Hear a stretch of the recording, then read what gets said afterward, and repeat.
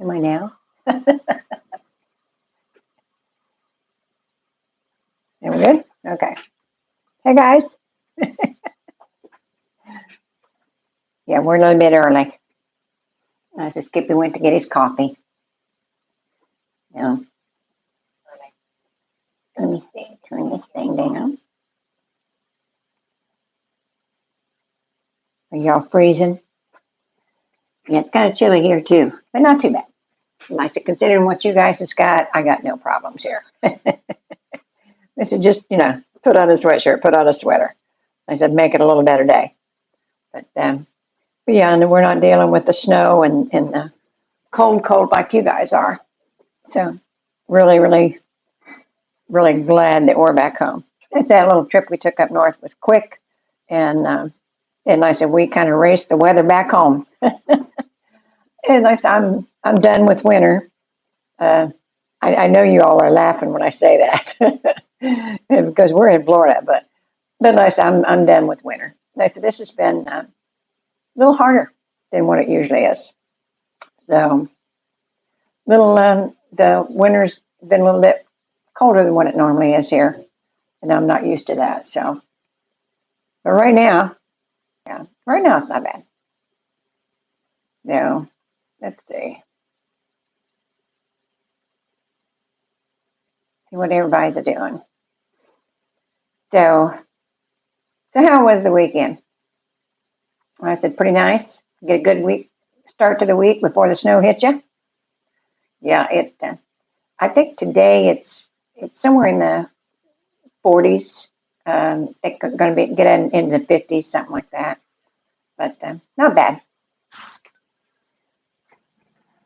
Oh, and from Minnesota, it's 7 degrees here now, but feels like 5 below. I understand. I am just really surprised, at how much we feel the weather now than what we used to. And I said, once you get used to the warm weather, then the cold just kind of seeps into your bones now. But yeah, I don't envy you, Ann. 7 degrees is not funny. Like I said, I complain about 50. So that's just me. I'm kind of a weenie when it comes to weather anyhow. Never did like it here. Or like it in the cold. That's just me. 6 degrees there in Cleveland. I just went to a meeting and I sat across the table from a lady from Cleveland. Yeah, and she was saying that she was glad she was here too. Patrick, when are you coming down? Like I said, if it's 6 degrees up there, when are you coming down?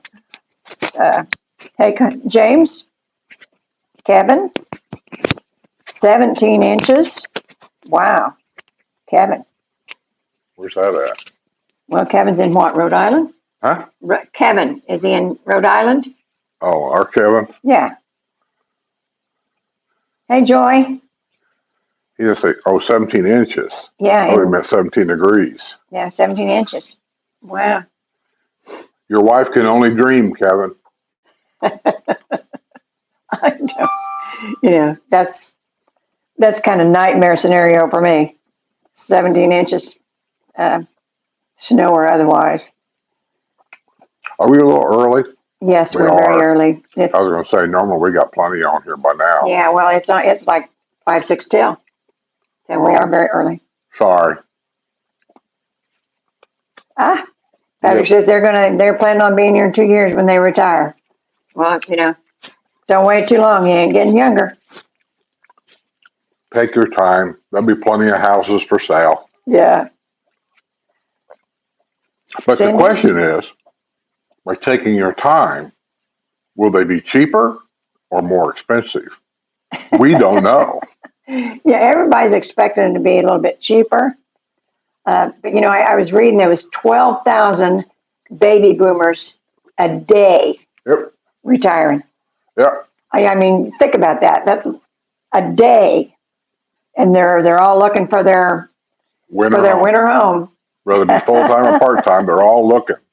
So here's my prediction, and I'm not an expert, and I'm not an investor in any way, but I will tell you out of 17 homes, we've never lost money in any of them. Yeah. The homes are going to get pricier. as the baby boomers reach the peak of retirement, the demand is going to be bigger and greater, and the prices are going to go higher. Yeah. That's my prediction. And you all, you want to see our surprise? What? I asked if they wanted to see our surprise. Oh, introduce our new family member? Come here, honey. Come here.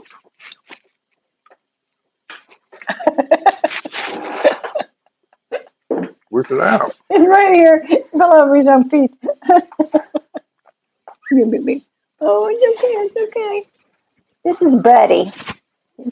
Yeah. Can you see, huh? Can you see? Look over there. Look over there. No, you don't want to look at me. This is Buddy. Yeah. Yeah, he's a 2.5 pound bundle of energy.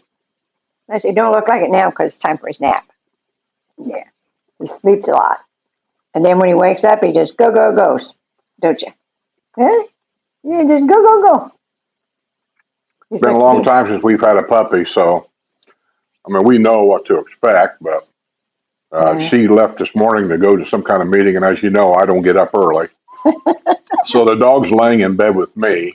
They can't jump off our bed, it's too high. And all it did this morning was bug me constantly. I don't know if you can see it or not. Can you see the back of my hand? See that? That's from that guy. Chewing my hand, chewing on my fingers. Band-Aids. I know it. I mean, he's just constantly wanting to chew on something, which is normal for puppies to do that. They're cutting teeth. But then he gets up and he's jumping around. He jumps on my face, and he jumps up down. It was just constantly, so I got up. I took him outside, and I have noticed that one of the characteristics of this particular dog, he seems to really love the outside. Yeah. Keep in mind, as a puppy, everything he does is new. So when we brought him home, we picked him up at their house where the lady breeds them, and it got a car ride down to Dalton, Georgia. It's never been in a car before in slide. It's never been outside in a slide. So a couple rest areas, we stopped to, get out and stretch our legs and let the pup walk around in the grass, thinking if it had to pee, it'd pee out here. It's never been on grass before. It's never seen grass before. They don't really know what to do. Yeah, it's just weaned, so yeah. So coming here from where we picked up, it was a nightmare day actually. When we left there, this cold front was coming, but by the time we were leaving, it had kind of got there. The relieving part of it was there. We're talking probably at that one point, probably 70 or 80 mile an hour gusts of wind. It was blowing my car around. And at that point, I told Sue, I said, I'm glad I don't have a motorhome. I'd be looking for a Walmart store or something to hide behind because I couldn't drive in that kind of wind. Well, when we kind of got past the wind or the heavy gusts of wind, now we're in the mountains, so, we were on a downhill slide, and I got to noticing they'd salted the road. It was all over the road. Yeah. And that's what made me a little bit nervous. They're not salting this for their health. There's some kind of a warning out there that we're not aware of. And so we got off the mountain. We get down to Dalton, Georgia to go to a hotel. Well, between where we picked the puppy up and get to the first night of stay, by that point, I think the puppy had had enough of riding. It was done with it. Yeah. It had puked on Sue twice. It peed on me once. It peed on her once. We get to the hotel and we put her down on the floor so it can kind of run around. And it seemed to like that. But it wouldn't drink water. It wasn't eating. So we finally got her to drink some water. It didn't really eat anything except Sue was going to run up to town for something. I forget. And I said, hey, I was tired. I said, while you're up there, just give me something quick to eat. I don't want to go to a restaurant. So she stopped at McDonald's and got me a quarter-pounder meal, which I do like those. And I got back to her room. I handed the puppy a French fry. I didn't know if it'd eat it or not. Well, it played with it for a while, like a cat. Kept throwing it around the room and playing with it. And finally it ate it. And then it came back over to bed like wanted another one. I gave it like, what, three French fries? Yeah. And as little as this thing is, 3 French fries probably filled it up. And then after that, it was bedtime. It slept pretty much all night. The next day started the nightmare ride to here. Well, nightmare. Kinda. It had enough of riding. It just didn't want to ride anymore. And I don't think you'd ever been in a car before. No, it did. This was the first ride, and it was a long ride for it. It was whining constantly, whining. Now, maybe it was missing its mommy. I don't know, but it was just whining constantly. You wanted in your lap. And you were And driving. but for some reason, during this ride, it found its comfortable spot by climbing up and getting behind Sue's neck and the seat. So Sue was going down the road like this because the puppy's laying like right here between her and the seat. And it'd fall asleep there, and it'd lay there for hours. It wouldn't move. That last 6 hours, that's where it stays, right there So on my neck. that ride from there to here was kind of a long one. But since we've been here a couple of days with it now. And I think it's kind of gotten away from its mother, kind of forgot its brothers and sisters, and it's kind of getting used to our house to the point now where it just runs everywhere. It follows you everywhere. It likes outside. I took it outside a while ago. Oh, by the way, it pooped over there. And you're telling me why? It's in my yard. I'm not picking it up. Jose can mow over it. You have to look real hard to even see it. I was going to say it, it's like a rabbit drop. But anyway, it's here and it's getting along fine. It's eating better, a lot better. Yeah. I got some different food. I think the food it was eating, I think that's probably why he threw up too, because, it hadn't only been a week off his mother's milk, and to give it that hard food, I don't think it could handle it very well. So I got some little trays of the Nature's Recipe. It's the chicken pieces, chopped up chicken pieces, and boy, he scarfed that down right now. Oh, turkey. Yeah, and the turkey. Yeah, I had some deli turkey, and I said he really, really liked that. So he's eating really good right now. Yeah, at this point, we don't care about keeping him on a diet. We're just wanting him to eat and gain weight. He's 2.5 pounds. He's not very big. Yeah, but he's good. So far he's been good other than the chewing thing. And I said, we're going to have to relieve him of that really quick because he's chewing on me, he's chewing on him. But he probably went to sleep. Where'd he go? It's his nap time. In his bed? Yeah, probably. Sure, I don't trust him. Well, make sure where he's at. But anyhow, I said he is a delight. He's a beautiful little baby. And he's in his bed. Yeah, that's what I said. It was his nap time. He knows when to go to bed. Yeah. Oh my, snow day here in Oklahoma. Should get above freezing today. Finally. Oh, see, I'm hoping for you. I'll keep my fingers crossed because listen, I can't handle that cold weather anymore. And those are people we mailed the magazine to. Yeah, and I'm glad. See, when they mail me an email, it says Robin on it. Robin and whatever her husband's name is. But when they're on here, it's not Robin. I can't remember YouTube names. That's okay. But Mr. Marlin said, go to Florida for a warm vacation, they said. So what did you think of the magazine? Did you get anything out of it? I mean, I didn't even look inside it. I don't even know what was in it. It's a Christmas edition. So I don't know if they had homes for sale in there. Generally in the magazine, they show you the new models they're coming out with and the names of them and so on and so forth. Jerry, he's on here, Jerry Buff. Mm-hmm. He sent me an email. I think it was an email. Maybe it was on Discord. He sent me a message saying that a salesman he knows, I guess, here, sent him information that down at Eastport, they're opening up lots now that you can buy. Yeah, now Eastport's going to be the new town square. Yeah. So if you're interested in being around there, why, they're getting ready to, right now they're selling out Dabney.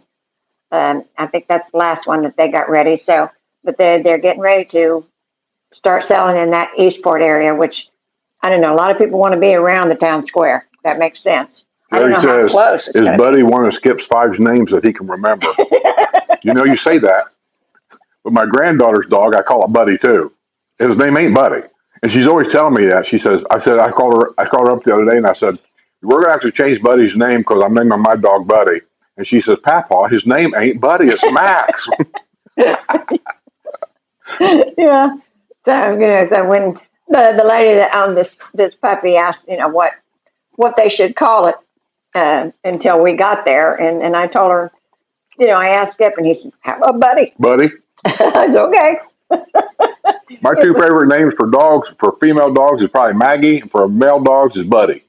It's just Yeah. easy, Buddy. And we keep calling it a Tell me she. Buddy don't sound like a dog's name. It does, Buddy. We keep calling it she because we've had female dogs for so long that we forget. Yeah, I do. I keep Yeah. calling it a she, and it's not a she. It's a male. Yeah. But we've had so many she's. The last male we had was Jack, and he wasn't supposed to be a house dog. He was a farm dog. Yeah. But when we sold the farm and moved, we couldn't, we couldn't stand, leaving Jack there, even though that's where he would like to have been. Yeah. We took him with us, and Jack was really the last male dog we had. Yeah. TR says, I love the magazine, Skip. There was a section about new homes, plus lots of other interesting articles. Yeah, and don't you love the photography in that magazine? I mean, it's a beautiful, it's glossy finish, and I love that. Like I said, they have several different kind of articles in there. It's not just one thing, but I love to look at it because it's just so pretty. Jerry says it's 5 degrees in the AM where he's at. It's going to end up being a balmy 18. Yeah. Well, it's cold here too. I mean, for us, nothing what you guys has got, but today's high, I think I was reading, was like 55 maybe. Yeah, and it's not even got out of the 40s yet, I don't think. And it's going to get down to like 37 tonight. Yeah. So that's not unusual for us to get a day or two of this kind of cold weather. What's unusual this year is this cold weather seems to hang on. Yeah. This has been the longest stretch of cold weather here since I've been here for 10 years. And then ordinarily, I tell people 18 days of winter is what we have. But this year's been different. And I admit it, I was wrong. Because this year it's been more than 18 days. Because it started in November. Somebody was saying something about El Nino or something. Yeah, instead of La Nina, it's a El Nino or something. Whatever, one of the Ninos. Ann Welter says, 10 days ago I was in Key West and it was 75. And my Minnesota skin got sunburnt, but had a fun time skiing. Yeah, and yesterday it was 74 here. You couldn't tell it because it was overcast and raining. And I just kept thinking, where's the sun? I felt like I was wintering in Indiana again. Because that's just not usual Florida look. But like I said, the sun did come out today and we've got cloudy skies, but you see a little blue here and there. It's just the cold going through, and y'all are getting it. So we got a little bit of it too, just not as bad as you did. William Miguel says in Ohio, where he's at,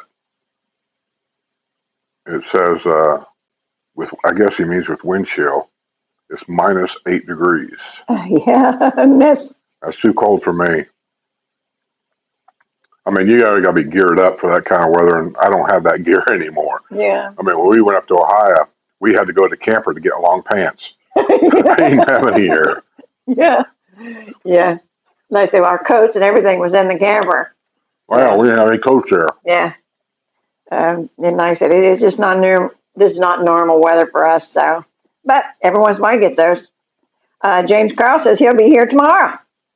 He said, warm it up, please. Well, I think it's kind of iffy for the next 3 or 4 days. I think. Hang Friday. in there. I got to leave you for a little bit, but I'm going to do something. I'm going to tell you what it is because I looked a while ago. I forget where I saw it. I think wait a minute. So I got a bus trip Friday, and I was looking, and it said it was going to be 70 on Friday. So.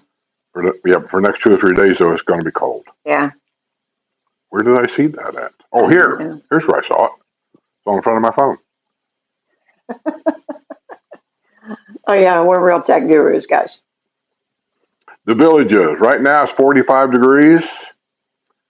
By 3 p.m. it'll be 54. That'll be the high. And then it goes back down from there. Today's Wednesday, right? Yeah. Thursday is going to be a high of 66, low of 55. If it's sunny out, that's not bad. The problem is it's not going to be. It shows it right on here. It's been like this for the last 2 days. I mean, it looks bright today, but really it's not. Yeah. I mean. But when you see a little bit of blue sky, why, take it. Friday's going to be a high of 72. Now, keep in mind, that'll be 3 or 4 o'clock in the afternoon. Yeah. So 72 high. The low Friday is going to be 36. The high Saturday, 54. Low 32. High Sunday, 57. Low 46. So, I mean, this cold front just seems to hang on. Yeah. Jerry says it'll be back to 80s by next Thursday. Next Tuesday, the high is going to be 75 and 63, Yeah. but also rain all day. So Yeah. see, no sun. Yeah. And that's unusual too. We just don't normally have the rain this time of year like that. But it's an odd year. Yeah, So, yeah, it is.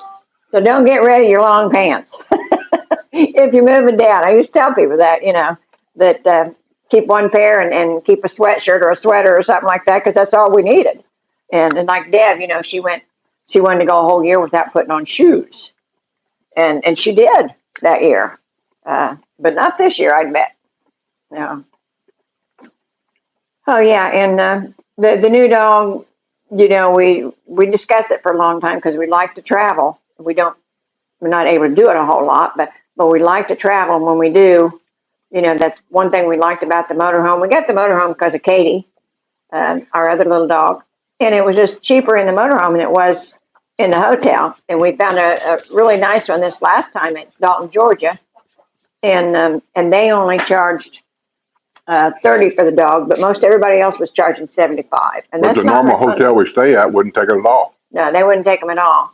But the ones that did was charging 75, and this one was a really nice one. And but their room fee was high, but the fee for the dog wasn't. But like I said, there's a push either way. But it was really, really nice, and they were so good. They really were. I actually left the dog bowls there, which I had them sitting on the counter when I was checking out and forgot them. But that's no biggie. But and we like Dalton. Dalton's kind of halfway for us when we go home, and like I said, the hotel's there, and there's plenty of restaurants and things in the area, and of course Dalton College is right there, so it's very busy, but it's a nice area that we like to stop at, and we stop going up and coming back. But we were in different hotels because the one we usually stay at didn't take animals. They used to 6-7 years ago they did, but they don't anymore. Took animals. Yeah, all the hotels over the last few years, if you travel by car and hotel it wherever you go, you're all finding out. It ain't just us telling you this. You're all finding out how the hotels have kind of made a reverse on the animal policy. Yeah. Unless it's a service dog, they're all getting away from it, and a lot of them just simply don't allow it at all. That used to allow it, now they're saying no, we don't want it. But a lot of them that will allow it, they really don't want it because they're telling you it's like $75 a night for your dog. Yeah, because they really don't want them, but Well, they really don't want it. yeah, but it is, if you think about it, to clean after somebody's dog's been in the room. I mean, what do? They not only sanitize, but also, if the dog leaves fleas, so there's got to be flea sprayed, and if they happen to pee on the floor, and everything's got carpet nowadays. Can you imagine? What do they do if a drunk human being pees on the floor? Well, I said they got to clean it. But, like that never happens. Yeah, but that's what I mean. We were lucky to find the one that we did, and it was very, very nice. Because it wasn't even the name of the one that was on the Google. No, yeah, I looked up La Quinta because I know all the La Quintas take pups. And I looked that up, and that's what we were looking for. And when we got there, it had a Best Western Plus sign. And so Skip went in, and they said, yeah, that's this one, because they're both, are they Wyndham or Hilton? I think they're Wyndham. Yeah. All I know is I went and asked the guy, I said, hey, my GPS says I'm looking for La Quinta, and we can't find us. Where is it? He goes, oh, this is it. This is completely remodeled, brand new, everything. But it's called Best Western Plus. Best Western Plus. And I don't mind Best Western Plus. Not just plain Best Western. Best Western Plus. Yeah. I'm just telling you people this that don't travel, know all the differences. We stayed at our first Best Western Plus way out in Flagstaff, Arizona years ago. And I wasn't really I wasn't looking forward to it. But it was cranes. There they go, flying by. Yeah, the cranes are going over. They still got the baby with them. Yep. So, in this Best Western Plus at Flagstaff is in a touristy area, Grand Canyon, all that. So I'm thinking, this isn't going to be good. It was a fantastic hotel. Yeah, it was. Nice fireplace at night that felt so good. They had a guy in there that played the guitar and was singing, and they had a little restaurant in there where you could order something, and I liked it. And the guy told me, this is what the Best Westerns are going to turn into. they're going to turn up. He said he didn't know how many, but he said there's going to be specific hotels. They're going to change the name to Best Western Plus. They're going to go through them and they're going to upgrade them. He said you'll be a little bit more pricier, but this is what you're going to get. And I said, well, I got no problem with that. Now Yeah. that same room back then it cost us $65, which I thought was kind of high. Today with the dog was $150. 106 because 130 for the room and 30 for the dog. So, but still, it was For a worth night's it. sleep. Think about this. For a night's sleep. It was worth it, like I said, because usually he just drives straight through, and I can't take that anymore. I can't either. It wears me out anymore. This Yeah. stuff, because when I'm leaving the mountains up there, it's not just the driving in possible slick conditions. And it was raining and it was cold and windy and you're in the middle of nowhere. And should I get gas here or wait till I get down the road? Maybe I won't see another gas station for 100 miles. I don't know. I mean, we're in a pretty desolate area of Kentucky, Yeah. which I have no problem with that. But just and then it just I don't know, it just and then by the time you get to Dalton and your car's parked and you're in your room where there's I think it was the heat. The room was warm. It was colder than crap all the way down there. You know how it is when Rain. when you're up north and I can remember going outside and cleaning off the driveway and it's colder than crap. You go inside, you sit down, you get your wet clothes off, get your dry clothes on, and you get warmed up, and what happens? You fall asleep. Hey, Tammy. Oh, goodness. Kay Lang says it's miserable when you're allergic to cats and end up having an asthma attack after checking into the room. Not fun. Yeah, that's what I mean. I know they've got to do a lot to sanitize those rooms after the animals, and they just have a certain bank of rooms. I mean, they don't let you in anywhere in the hotel. They just have a certain bank of rooms that they reserve for animals, and that's it. But just think of what they have to go through in between gets. Um, so, and Well, I that's, don't know what they go through. I've never seen them clean them. well, I know what I think they do, but I don't really know what they do. yeah. One would think that they'd desanitize it. One would think that they would, I don't know, spray the whole room down for fleas, I guess, in between guests. All these things that you think they do, but do they do it? I don't know. Yeah. But like, I'm pretty sure they do because most of them looked and smelled like they'd been cleaned really good. So, I will say this. I'm not big on staying at hotels that are owned by foreign people. You know who I'm talking about. Because usually the hotels have this incense smell through the whole thing. And I hate that. And I've actually walked out of hotels. I'm not staying here. We stayed at a Holiday Inn Express at Bardstown, Kentucky. Actually, it's a brand new hotel that's owned by foreign people. And it was probably one of the best Holiday Expresses we ever stayed at. Very clean. I thought it was. yeah, very nice. It was very clean, very nice. They were super nice people. I didn't eat there, so I can't tell you about the food or anything for breakfast, but I did grab a coffee on the way out. It was okay. So I'd stay there again. Yeah. How much was it? 119. That's just for people. We didn't have a dog. And we're members, so we got the card and all that, so you get a little bit of a discount. But yeah, it was nice. 119 with a discount? Yes. I know. Work token. It says, hi from Work Token team. We love you. What, that's a new one on me. Work token what is that? That sounds odd. Or are you in a different country? Explain Work Token to me. Work token team. Yeah. Yeah. Explain what that is to me. I don't quite know. Yeah. And if you sell, what do they call them things? If you sell Bitcoins, I'm going to block you. I'm telling you right now. I'm going to look when this is over. And if you sell Bitcoins, I'm going to block you. Kathy Busby says, hey, Skip and Sue, starting to pack up for my 2-month stay in the Villages. Well, good for you, kiddo. And so I said, come on down. That's because, any day now, it's going to start warming back up. Because I said, we don't have a lot of winter here. And I said, I'm surprised by how much we've had. And I said, but you're probably on the tail end of it. I would say by the middle of February, we're back to normal. But glad you're coming down. Where are you staying? You got a place got a place here? Are you renting or Who are you talking to?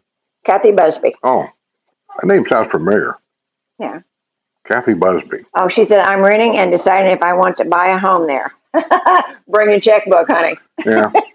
Everybody says that before they go home. They end up putting a deposit on a house Yeah, or a there's lot. nothing like this place. There really isn't. Yeah. And I said, it None just, that I know of. Now, is it perfect? You watched my news on Friday. It's not, but it's pretty damn good. yeah. Like I said, in comparison, and we've seen a lot of retirement places. We really did because we started looking before we was ready to retire. And every time we would come down here and go to Disney, we'd bring the granddaughters down to Disney. Why we'd go see a retirement place, and that just kind of broke up the park thing. You don't want to go to a park every day; you'll wear out. So we would go look at a retirement place, and I said, "There's just nothing like this. There's this on a smaller scale. If you don't like everything busy and the traffic and everything, they've got a lot of places on a smaller I scale. got a place like right here. Yeah, What's the one next door? there's a Spruce Creek. Spruce Creek is a smaller area. Yes, And then you got the Del Webb across the street. right. Stonecrest. Stonecrest. They're all And smaller retirement places. yeah, Oh, 55 plus. There's no such thing as a retirement place in Florida anymore, folks. I hate to break your bubble. They're called 55 pluses yeah, because if you discriminate by age, it's against the law. yeah. Oh, she's staying in the village of Pinellas, where you're right next door. Yeah, you're just down the road, kiddo. Yeah, My house can be your first golf cart ride. there you go. Jerry says, Kathy, we expect a full report. Yes, you let us know what you think, because it's like I said, it's kind of unique. Linda says, I wish That's how we you could kill be there. rabbits. Yeah, You sneak up on them. That is so old. Quit saying it. Well, okay. So sometimes she shows up as Kathy B in the 603. Oh, okay. Okay. I thought there was something familiar about that. Kathy B in the 603. Yeah, and yeah, but yeah, you'll like it. No, nothing not to like here. And I said, as long as you're aware of what the bad things that go on, there are a few. I mean, there's 150,000 people here. If you don't have a couple nuts in the offering, then something's wrong. Yeah, it was But publicized in a paper a few days ago that the new census shows there's 150,000 people here now living here. So when people start talking 125, 135, that's old news. They're not keeping up.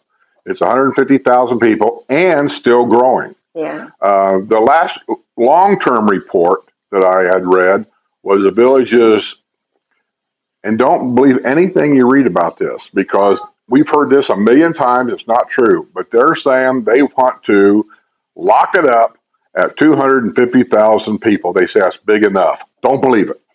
But if it is true, that's their goal. 250,000 people living here. yeah. Well, Kathy says sometimes so Kathy being the 352 won't have the same ring to it. No, it wouldn't. No, it don't. Yeah, Kathy being a 603, that's what I'm used to. yeah, And as Jerry will tell you, I got a short memory, and that's what I'm always going to remember. yeah, yeah. And you can't imagine how many Kathys we've got. Kathys and Lindas. My goodness, there's so many. And Linda Hurst, I wish you could be here too, honey, because it's it's doable. They said it's supposed to be in the 50s today, but it's doable. And I said I went out and done a couple things this morning, and probably going to do some run around tomorrow.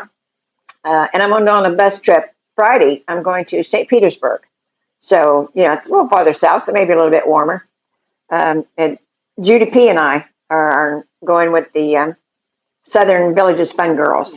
We're taking a bus trip down there, and I've never been to St. Petersburg. I've been by there, but I don't think I've ever been there for any length of time to do anything. So I'm kind of curious. And I said, not going to be beautiful to go to the water or anything like that, but we'll see.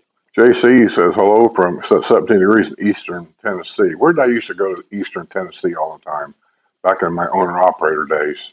There's a little town over there that had a paper recycling place. And I used to go over there and picked up like 2,000-pound bales of paper. They'd fill my trailer up to like 44,000 pounds. And I would take it to Terre Haute, Indiana, to, I can't remember the name of that place either, off of 41, but they take that paper, it's like cardboard, and then they would recycle it and make big rolls of paper, huge rolls. They would put that on my trailer. Then I would take it down to Centralia, Ohio, to some paper company down there, and they'd done something with this paper, and it was brown paper, so it wasn't a newspaper, it's brown paper, like wrapping paper for meat. That's what it ended up looking like. I don't know what they've done with it. But anyway, it's kind of an interesting cycle from Tennessee to Terre Haute to Centralia. Yeah. Well, Kathy says I ran into you too on my lifestyle visit a couple of years ago at Gators Dockside. Well, can't say that I remember because we've met thousands of people. We really have. But I'm glad we got to see you. And like I said, when you get down, give us a holler. We'll go do something. I don't do anything but eat. Yeah. Linda said it would be in the mid 60s tomorrow, but I would rather be in Florida with you guys. Also, I really enjoy the news. You make even bad news fun. Yeah, And it's so just a 10 days bundle of ago, I laughs. was in Key West, and it was 75 degrees, and my Minnesota skin got sunburned. Got sunburned at 75 degrees? She's Well, from Minnesota. it's still human skin. Well, and white is white. Oh, there's nobody whiter around here than me.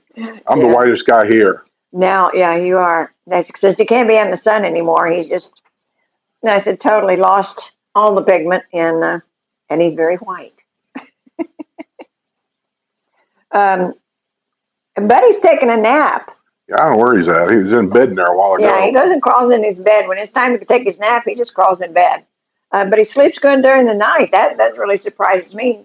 But he's still little yet. He's only 8 weeks old. So, he's just weaned. So they sleep a lot when they're babies. And he ate good this morning. So they said, yeah. Yeah, I found it on the bathroom floor You this did. morning. You did. Yeah, he goes out there and he eats, and he goes in our bathroom area and he poops on the floor. Oh, I took him out before I left. It wasn't ready yet. But thank God that's where he went. I'd rather for him poop in there than anywhere else. Well, I was actually going to put his bed in the bathroom and leave him in there since I was going to be gone because I didn't know how long before you got up. He'll But just whine. yeah, he started whining, and I thought, well, that won't work. So I just opened the door out here and let him go. Mr. Marlin says, go to Florida for a warm vacation, they said. This is a bad time right now, I'm telling you. But you know what's funny about it?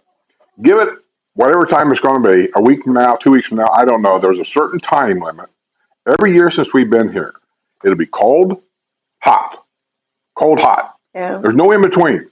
It's just like winter, spring. Yeah. When it gets there and it makes that change overnight, it won't go back. It'll stay that way. And then by April, you'll be seeing 90s.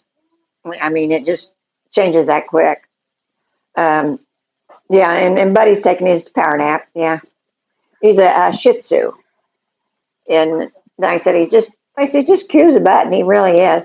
Then I said, he's a puppy and he wants to chew on everything. And I was trying to comb my hair this morning and he was untying my shoe strings. I would tie one and we would get down there and untie him, wanting to chew on my shoes. So you know what's going to happen in the future. I mean, right now he's still a puppy, but he's going to have to learn not to do some of that stuff. And I said, he's punched holes in both of us, biting and just nipping, but he's got really sharp little bitty teeth. He needs a chew toy. I got him one, but he sleeps with it. That's not a chew toy. Yeah. A chew toy is something that's kind of rubbery. For him, it needs to be short, not this long. Well, I just went to the grocery store. I'll tell you what would be really good is when you go to the store, get him one of them, what do they call them? It's human food. It's meat that's been dried. Jerky? Jerky.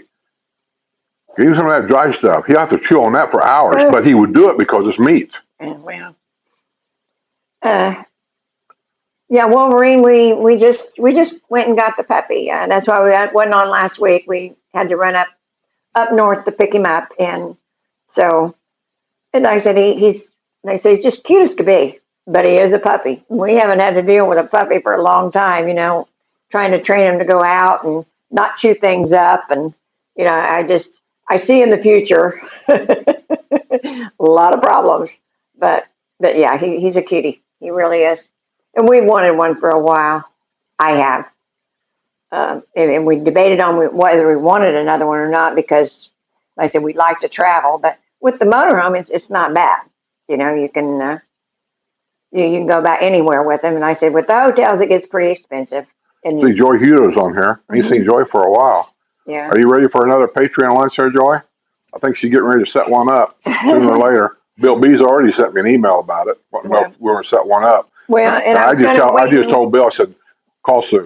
I was waiting to February because I thought Linda was going to be back, but she's not going to make it back right now. No, So she's not going to make it back now, probably March. yeah. So yeah, I will be setting that up.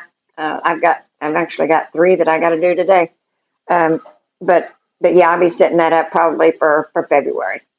And I said, I think we're out of country clubs, so I'll find something unique to go to. How's that? That's how you kill rabbits. Oh my gosh. Okay. Yeah, Kathy. Yeah, seriously. Yeah, give us a call when you get here.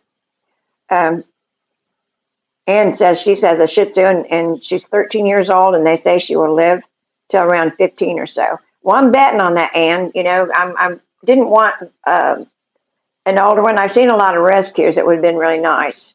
Like I said, I couldn't get to them in time because everybody wants a small dog around here. But I also wanted one that was young because I want one that's going to outlast me.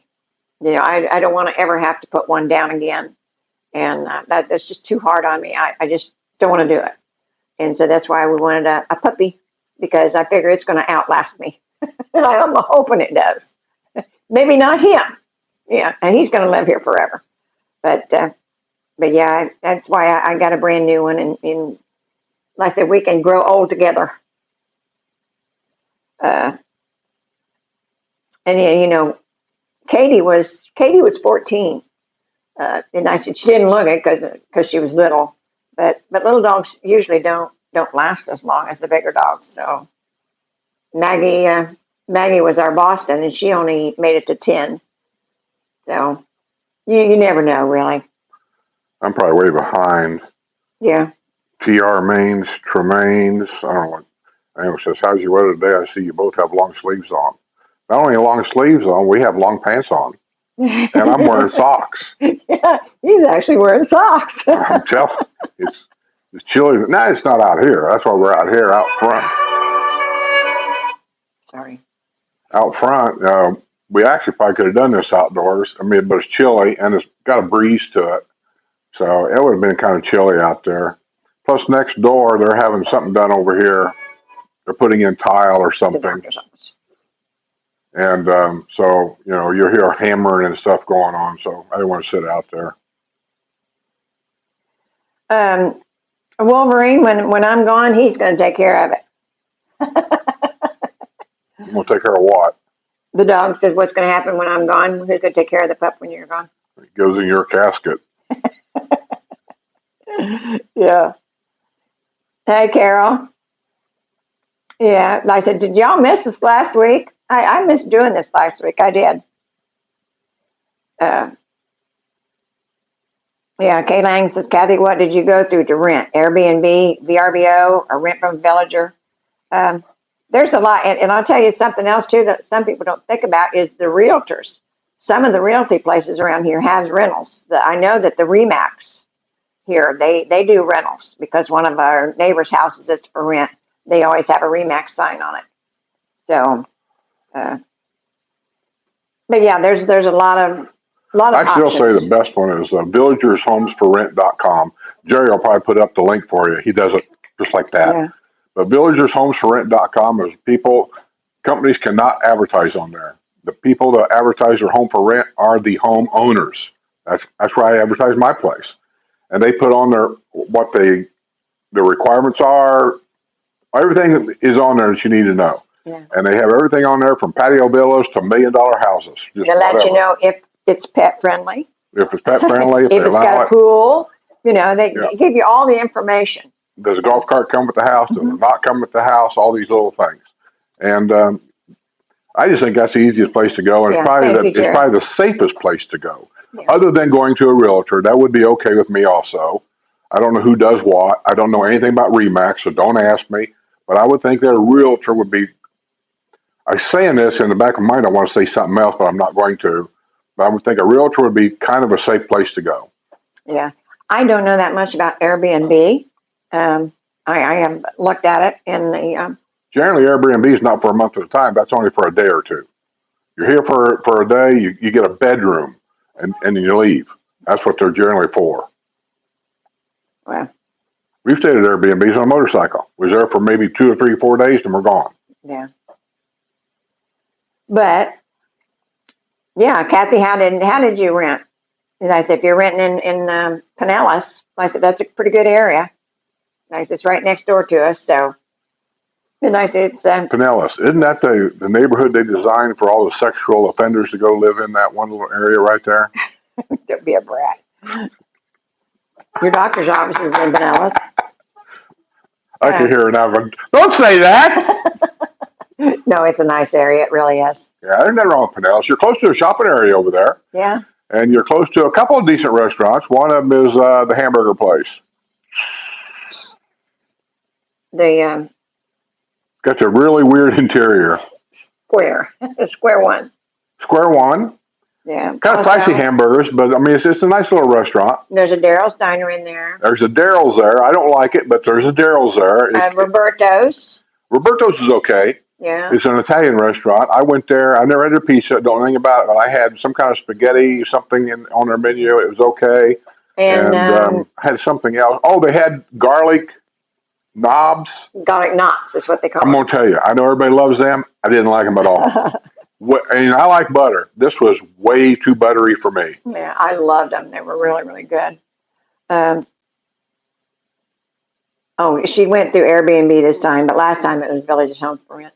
Yeah, Airbnb is, like I said, I don't, like I said, they do a lot of short-term rentals, but I know that they do long-term too. It depends on who owns the house. It's been, if they're going to be gone for the Maybe winter. it's just me, but I wouldn't like sharing a house with somebody I don't know. But a lot of times you don't have to. You get the whole house. Maybe, I don't know. I don't know anything about Airbnb. Yeah. I don't do it. Mr. Jesus has been cold up here in the suburbs of Chicago, but a heat wave is coming next week. Yes. Well, he's in Chicago. Ask him what the heat wave is. It's going to get all the way up to 40 next week. Right. Yep. And Jerry Bell says also check IRA. Yeah, I don't know if IRA handles any rentals, but probably the company does. But yeah, and like I said, a lot of those. Well, you can ask Ira directly. I think I don't know what day it is. You'll have to go. His YouTube channel is Homes Around the Villages. Homes Around the Villages, and he does live stuff. Well, he also does other stuff, but he's live like on Tuesday and then maybe Thursday. I'm not real sure. So you can go to his live show and type in the question: do you handle rentals in the villages or around the villages or whatever? And he'll answer you just like this. He'll answer you right there. And we think a lot of Ira. Ira is honest day is long. So that's something that we wouldn't worry about if Ira pointed you toward one. Yeah. Gracie says, I rented from Airbnb in the Villages in December and it was fine.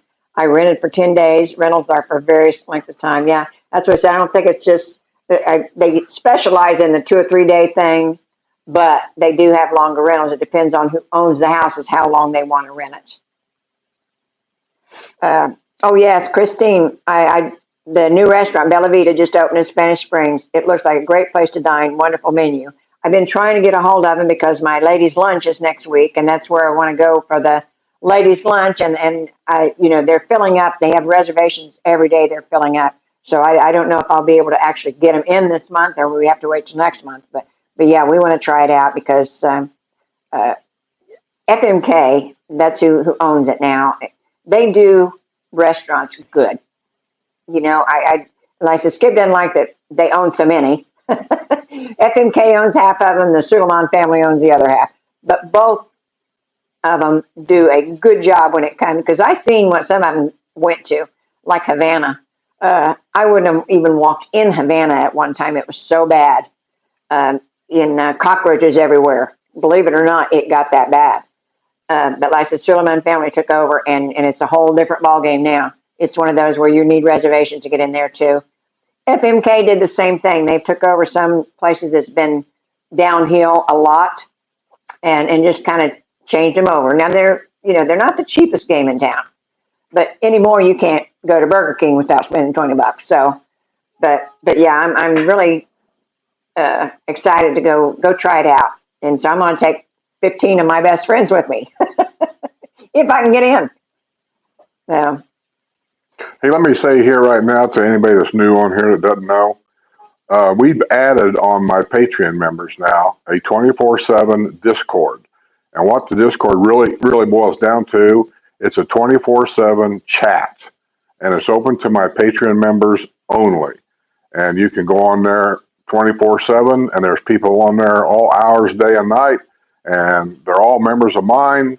And you can ask all these kind of questions and get other people's ideas of what they think about this or that. Jerry was just down here. He can give you his perspective of what he saw instead of taking all my word for it or Sue's word for it, because what you're looking for, it might be totally different than what we were looking for. And so it's good to get on there and talk to everybody. Key is you got to pay $2 to be a Patreon member to get on there. Yes, I'm here to make money. Oh, yeah, I never thought about that before, but yeah, a lot of people go to the Airbnb because a lot of the people that rent down here, they want a 3-month rental. You can't get a 2-month rental or 1-month rental. They want to rent the whole. Now, I did the first year when I had my patio built because I got it late. And I didn't really have time I didn't really know what I was doing, to be honest with you. But I rented it out to one family, two people.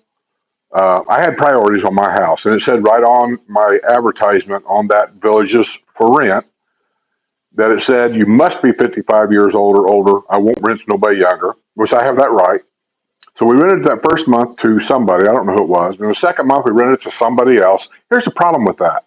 Somewhere between the first person and the last person, you got to get a cleaning crew in there to clean everything up. We didn't live here. We lived in Indiana. Yeah. So the first month, I'm renting it out, say, from January 1 to January 30. The 31st is clean day. Well, people get upset with that. They're going to say, hey, wait a minute. I rented it for the month of January. How come I can't stay here the 31st?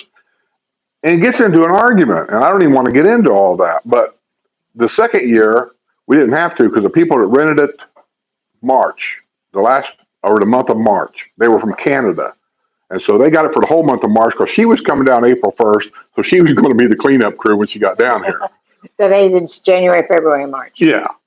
So those people, before they left, they got a hold of my home watch guy over there. He calls me up and says, these people want to know if they can rent this next year. I said, yeah, I don't care. What do I care? I mean, how does the house look? He said, very clean. He said, no problem at all. He said, they're very nice people, blah, blah, blah. And I said, okay. He said, well, they want to rent it for 3 months next year, January, February, March. Me being from Indiana, and I'm used to things being done differently, I said, oh my gosh, because I was renting it out for, I think, $3,500 a month for January, February, and March. I'm thinking to myself, these people are going to have to send me a check for like $12,000. I mean, who does that? I mean, where I'm from a simple life. You work, you pay your bills, that's it. Nobody's rich. And lo and behold, these people sure sent us a check. I was shocked, totally shocked that I got this money. But they came down and they stayed in that house after that. Every winter that we rented it out, for as long as we owned that house, these were the same people that came down here and rented that same place out. Yeah. So I never raised their rent. I gave them all kinds of extra stuff. One year we left them a couple bottles of wine because we knew they were coming down. Yeah. And they always took good care of the place. So. And they took really good care of the place. And then one year he sent me a thing, wanted to rent it, and I sent him a thing back saying, I really hate to say you this, but we're going to sell the house. And so I'm not renting it out this year, but I will give your name and number to the new people that buy the house in case they're interested in renting it out. Yeah. And I don't know what happened after that. Hey, Patricia.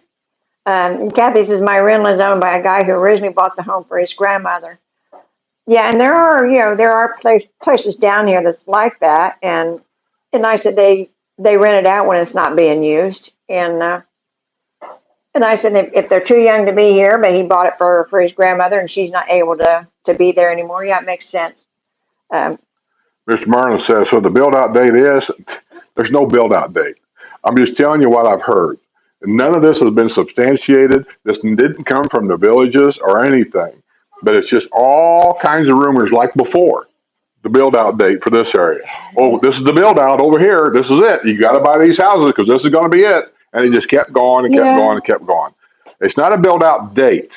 They say they have a goal of getting a 250,000 person population here. How many homes is that? I don't know. How far does it go to get that kind of population? I don't know. But I'd say Yeah. they're well on their road. And so the update census now is 150,000 people now live here. So when they tell you 125, 135, those people are behind times. That came out like 2 days ago, 3 days Yeah, ago. something like that. 150,000 people and growing. Yeah. Lloyd Hopkins, hello from Citrus Grove, soon to be Belvedere. Oh, are you moving to Belvedere?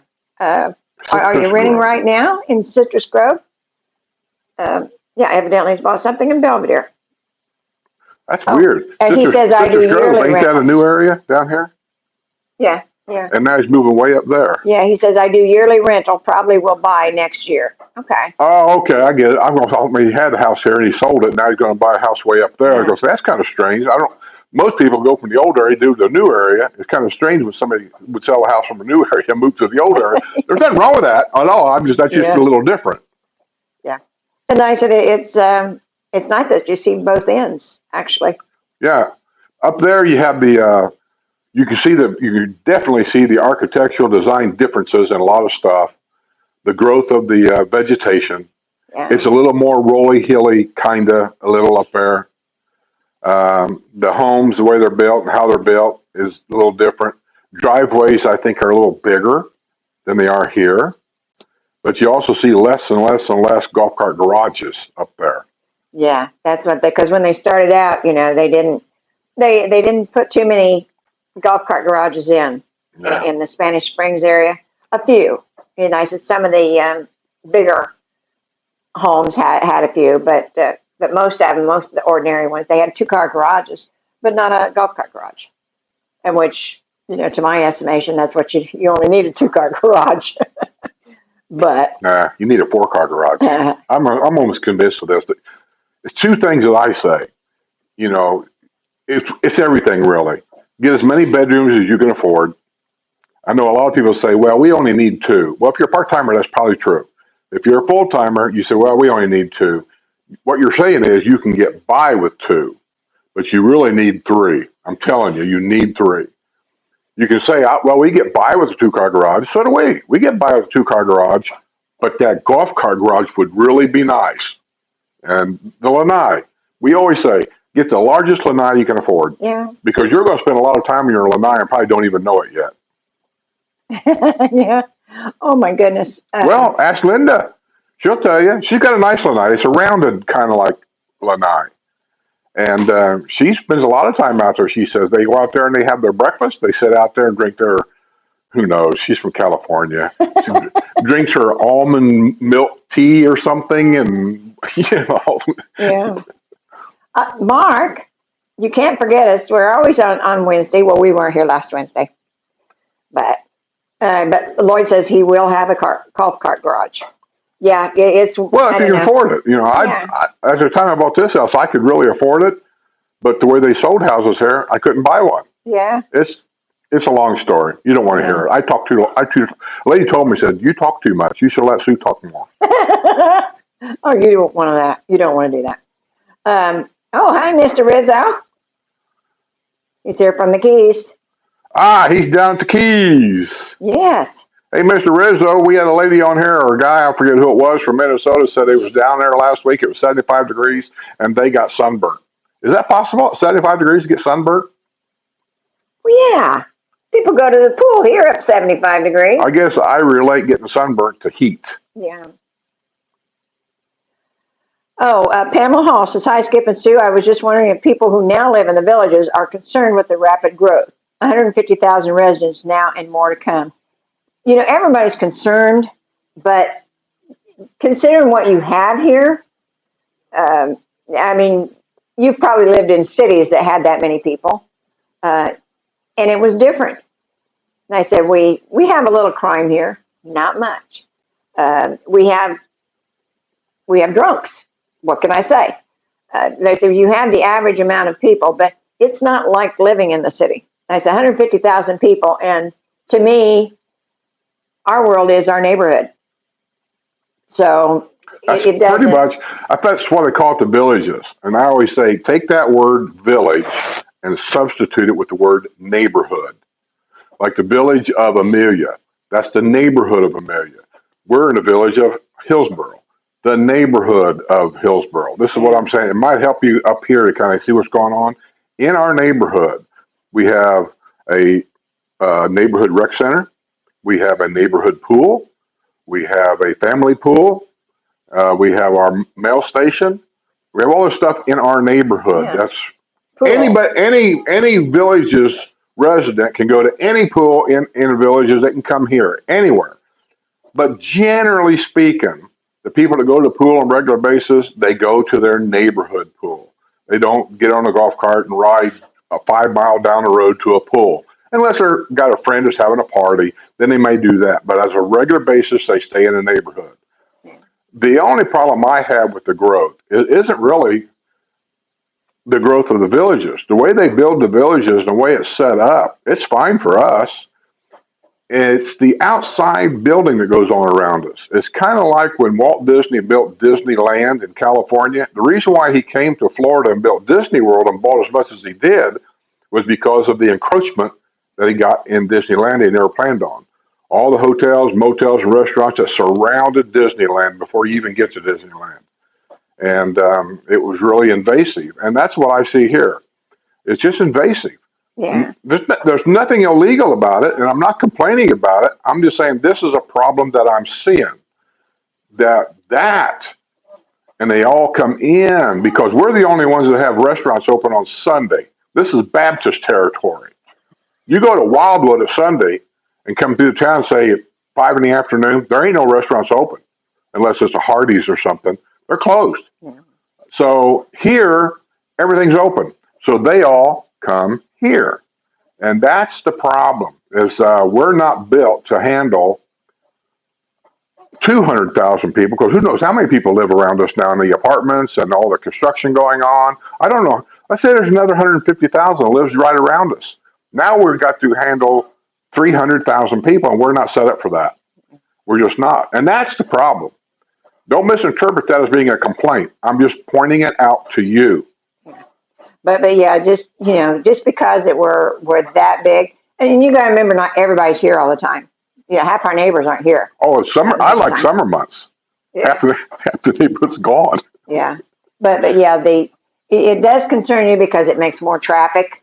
But the thing is, the more people you get, it seems like the more stores they put in, the more restaurants they put in. It makes the convenience is so much better. It really is. So Yeah, and keep in mind when these people around us are building all these buildings around here, it's also alternative housing for you. If you don't want to live in here in the villages for whatever your reasons are, I don't know why you wouldn't want to, but if you don't want to live in here because of what you don't like, that's all. I was also pointing out this is alternative housing for you. We went through 2 or 3 neighborhoods. I don't even remember the names of them really. yeah.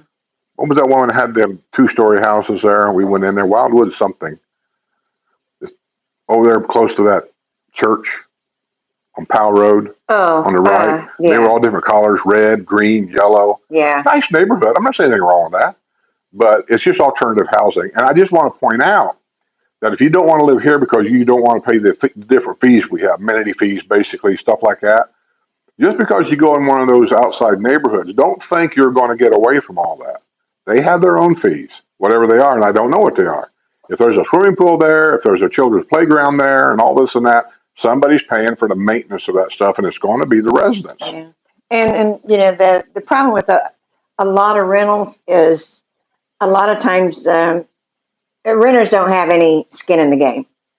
So a lot of time they don't take care of things as well as if you own the property. That's the only problem I would have with it. But other than that, like I said, this is a beautiful place to live. I mean, I'm glad we get to spend our retirement years here. so far. So far. Yeah, Skip's got that itch, you know. Every 5 to 7 years we move, and not because we don't like where we're living, but because he just How long we been here? almost 10 years. I'm due. But we haven't found any place that compares to this. So, No, but I'll tell you what I've been thinking about: getting in my motorhome and disappearing for about 4 to 6 weeks. well, call me when you To find get out where you video. are. Well, I get video from my RV channel. I Yeah. mean, my RV channel can grow. This channel's not really growing anymore. Yeah. They're going to the new channels, and that's where they're all going. But the RV channel I can work on, and I can't Yeah. work on it sitting here. Well, um, oh, you It like says that Spanish copy cut, Springs. Mr. Rizzo? Yeah, some nice friends from Key West gave that to me. I got 2 of them. I really like them. Says in Spanish Springs, few golf cart garages. Yeah, well, there's a few. There's not very many, but there are a few. Yeah. So, but many of the garages' depth is longer. That's true. You can park a car and a golf cart behind. I have seen that, where a guy have a car in the garage and they leave the door open. You drive by, and I've seen a golf cart sitting behind a car. Usually, they park it sideways to get it in. You can make do. I understand that. Like we have a 2-car garage. Actually, it's got a 4-foot bump out, so it's a little bit longer than most of them. I think a little bit wider too. But anyway, we make it work. I mean, you go out there right now, it works. But I still would like to have that extra space.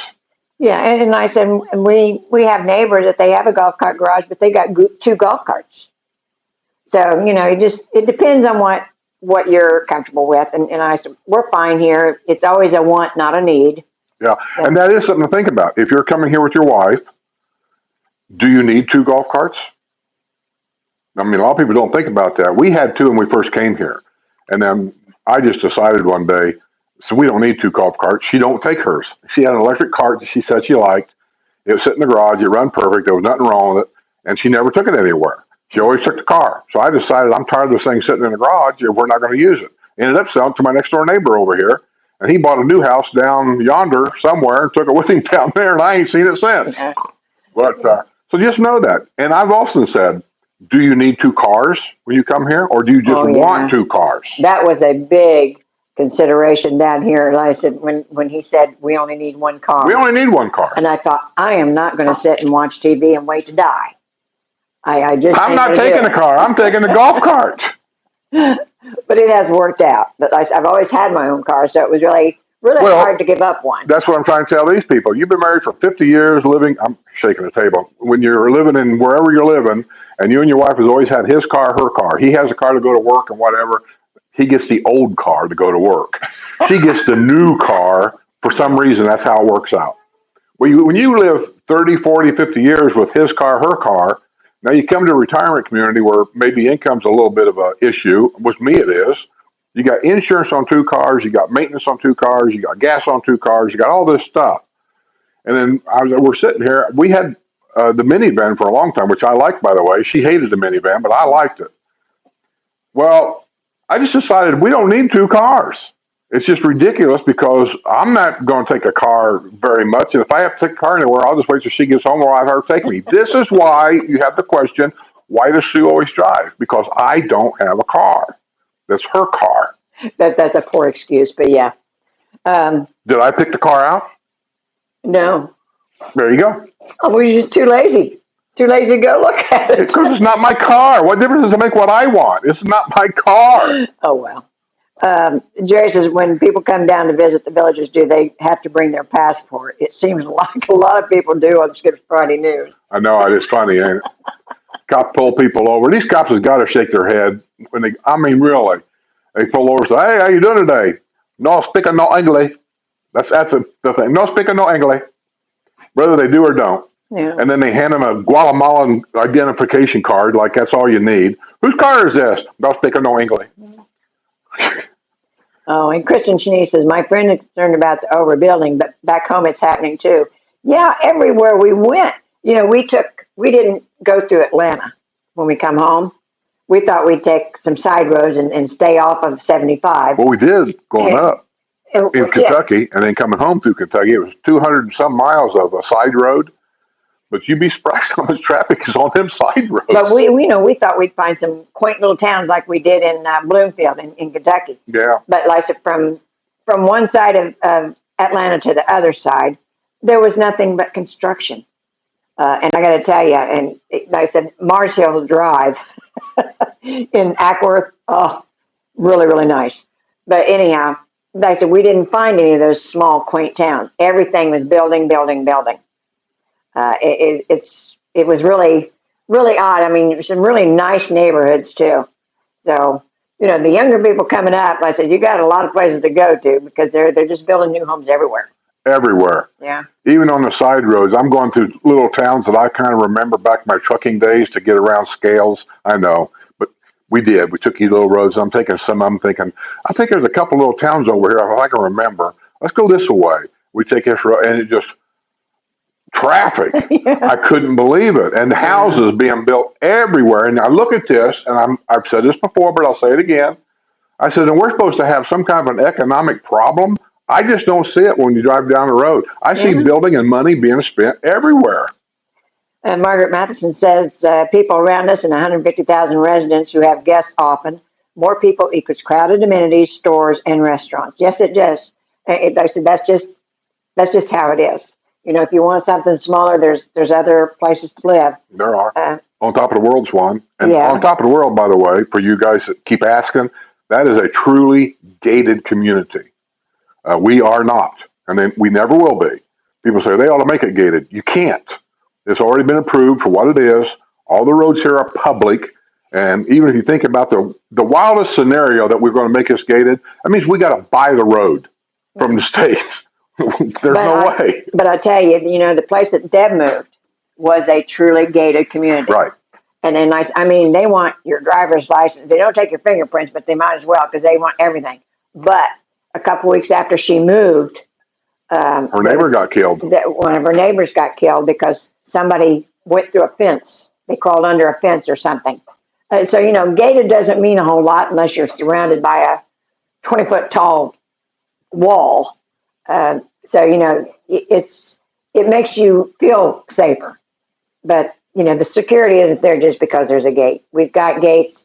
We're a gated community, but it's not what you think. All them gates are really for is to slow down the traffic, to give time for the golf carts to get across the road. Otherwise, you'd come off that roundabout.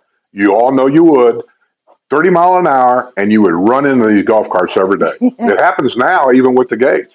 Kristen Schnee says she liked that tiny home community you showed. I wish we had a little better pictures of it, but well, we couldn't get in. Yeah, now, we were. One of these days when it's open and we're up there, we will. We'll go in there with a camera. We'll drive through the neighborhood, and I'll try to get better pictures for you. Yeah, I was just slayed by the price for a tiny home for the prices they were asking. I was kind of shocked by that too. Yeah, I can't see it, but I don't know what they have to offer. I've never really looked into it that much. I don't even know what its competition is. Yeah, but they are in a good location. I mean, they're right on 466. Well, they're right next to the shopping center. Yeah, the shopping's all there, and so they're in a really good location, and they're building more. They had one end of it where we first pulled in there that was all under construction. So they're selling them. Family man says, loving the ice and cold here in Connecticut. Actually, no, I'm not. Yeah, I don't blame you. I think the cold just, like I said, I don't know whether it's just old bones or what, but the cold really gets to us anymore. Jerry says Craig Morrison is in the house. Where's he at? There he is. Hey, Craig. Those of you guys that don't know, if you got any questions, put them in there now while Craig's on here, because he won't be on here probably very long. Craig Morrison right there underneath the Kevin Jockway. He is the Medicare expert, Florida insurance expert. Nobody I know is more qualified or more educated in Florida Medicare, insurance, Social Security problems than Craig. I'm telling you, he knows his crap. Getting a hold of him can be difficult because he's so busy. But he's on here right now. Got any questions about Medicare or whatever, slide him in there and he'll try to answer them. Yeah. If not, Craig, put up your phone number. And I said, if they can call you. Well, that'll be up to Craig. I'm not putting Craig's phone number on here. If he wants to do it, that'll be up to him. Nanette Max said, did you know that Elon Musk bought YouTube? What? Elon Musk bought YouTube. He did? I did not know that. I never heard of that. Hopefully it will return to a better site for all of us. Well, he didn't do much for Twitter. Because I've never heard of that. Where'd you get that information? I'm curious. Because as a creator, YouTube sends me information all the time of the updates with YouTube, and I have never received anything. So I'm just wondering. Oh, Ron, Ron Bass says, hi, Skip. This is Ron up here with Jerry Bell. If you got the 5 years age, we can always trade houses. 5-year age. If the 5-year itch, I think is what it's talking about. Oh, 5 year. I'm usually around 5 to 7 year itch. You know, Yeah. The longest house I lived in up to this point was one we had in Brownsburg. There was just something about that property and that neighborhood. I mean, that neighborhood wasn't perfect either. There was problems there also, but I was comfortable there. I just liked the property. Uh, it was just a quiet neighborhood, but we could take a country road just down the road from our house, literally. And it was a back way that took us right into Walmart and all that shopping. And Yeah. I just kind of liked it there. And I stayed there for 12. 12 That was years. the longest place we That's ever the longest lived. I've ever done. We did a lot of work on that house, too. Yeah. We put in new flooring. Anywhere you live, you do stuff. Yeah. Mark Spann says, if you knew someone who didn't live there yet and wanted to flip houses for a short stay, would you do it for a change in lifestyle? I wouldn't do it for a change in lifestyle, but I would do it as a tourist. You say that, but when we were a member of the Gold Wing Road Riders Association, when we had our Gold Wing motorcycle, we were signed up as that. Gold Wingers would exchange houses with other Gold Wingers that's part of this club for that. Like if I had a house that was very, very convenient for the Indianapolis 500-mile racetrack and Indiana Pacers basketball, the baseball, we were right there. And there were other people that would have houses, let's say, I don't know, I'm just going to throw this out there, let's say close to the Grand Canyon. And they say, would you like to exchange houses for a week? I might consider that because the Grand Canyon is someplace area that I'd like to look around and enjoy that area. And they may want to come to Indianapolis during the Indianapolis 500 because it's close to the track. So, yeah, we would do that for that reason. But as a lifestyle, no, I wouldn't go out to Flagstaff to see what their lifestyle is like because I'm not going to live there. I already know I'm not going to live there. But if there was a retirement community, let's say in Phoenix area, what is it called, Sun City? That's where it all started, I think, Sun City. I don't know anything about Sun City. I've heard of people that do live there. Matter of fact, I got some followers, I think, from Sun City. Would I exchange my house with their house in Sun City to get an idea what their lifestyle is like? That's a possibility, especially when I'm retired. I got all the time in the world. When I'm working, I didn't. Yeah. I had vacation time. But yeah, I'd probably consider something like that. I'd really like to consider the different retirement lifestyles with somebody, say, in Australia. I'll exchange my house with you, and the problem then would just be getting tickets to fly down there. That's a long flight, Yeah. and I don't know if my bladder can last that long. Well, you don't like airplane bathrooms? Nobody likes an airplane bathroom. They're so small and I so have never little. used one yet, believe it or not. I can understand it though, because if they get into turbulence, the smaller the bathroom is, actually the safer you are. You can't fall over. Oh, Gracious says on top of the world, you don't own the land. Well, that kind of is in parts of it, yes, but they have changed now to the new sections that they're building. You do. And the old section, it wasn't that you didn't own the land. It was the land was on like 100-year lease or something like that. Well, the way I understand it, the land that you lease, it's a technical thing. I guess technically you kind of own it, but the reason why they lease it is for those that buy the house on these land lease deals, and I don't know what the lease price is, you have to find out, is because they take care of the land. You don't have to worry about it. They mow, they trim, they blow, they edge, they do all that. That's why you lease the land. They take care of the land. They have sections now, like Sue said, where you can own the property. There's no lease involved, but now you're in charge. You got to get it mowed. You got to get it trimmed. You got to get it blowed, edged, and all that, like we do here. I'm in charge of my property.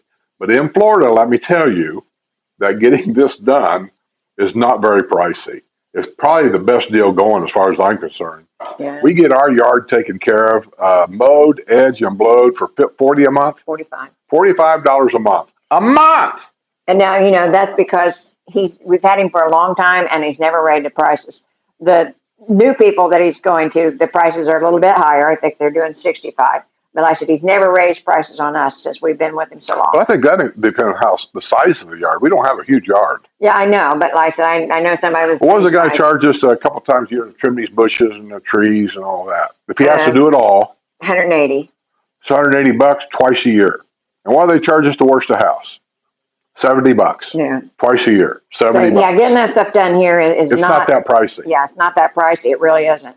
But if you don't want to worry about any of that, then just get the land lease deal. It'll be a monthly fee, I'm sure, and they take care of everything.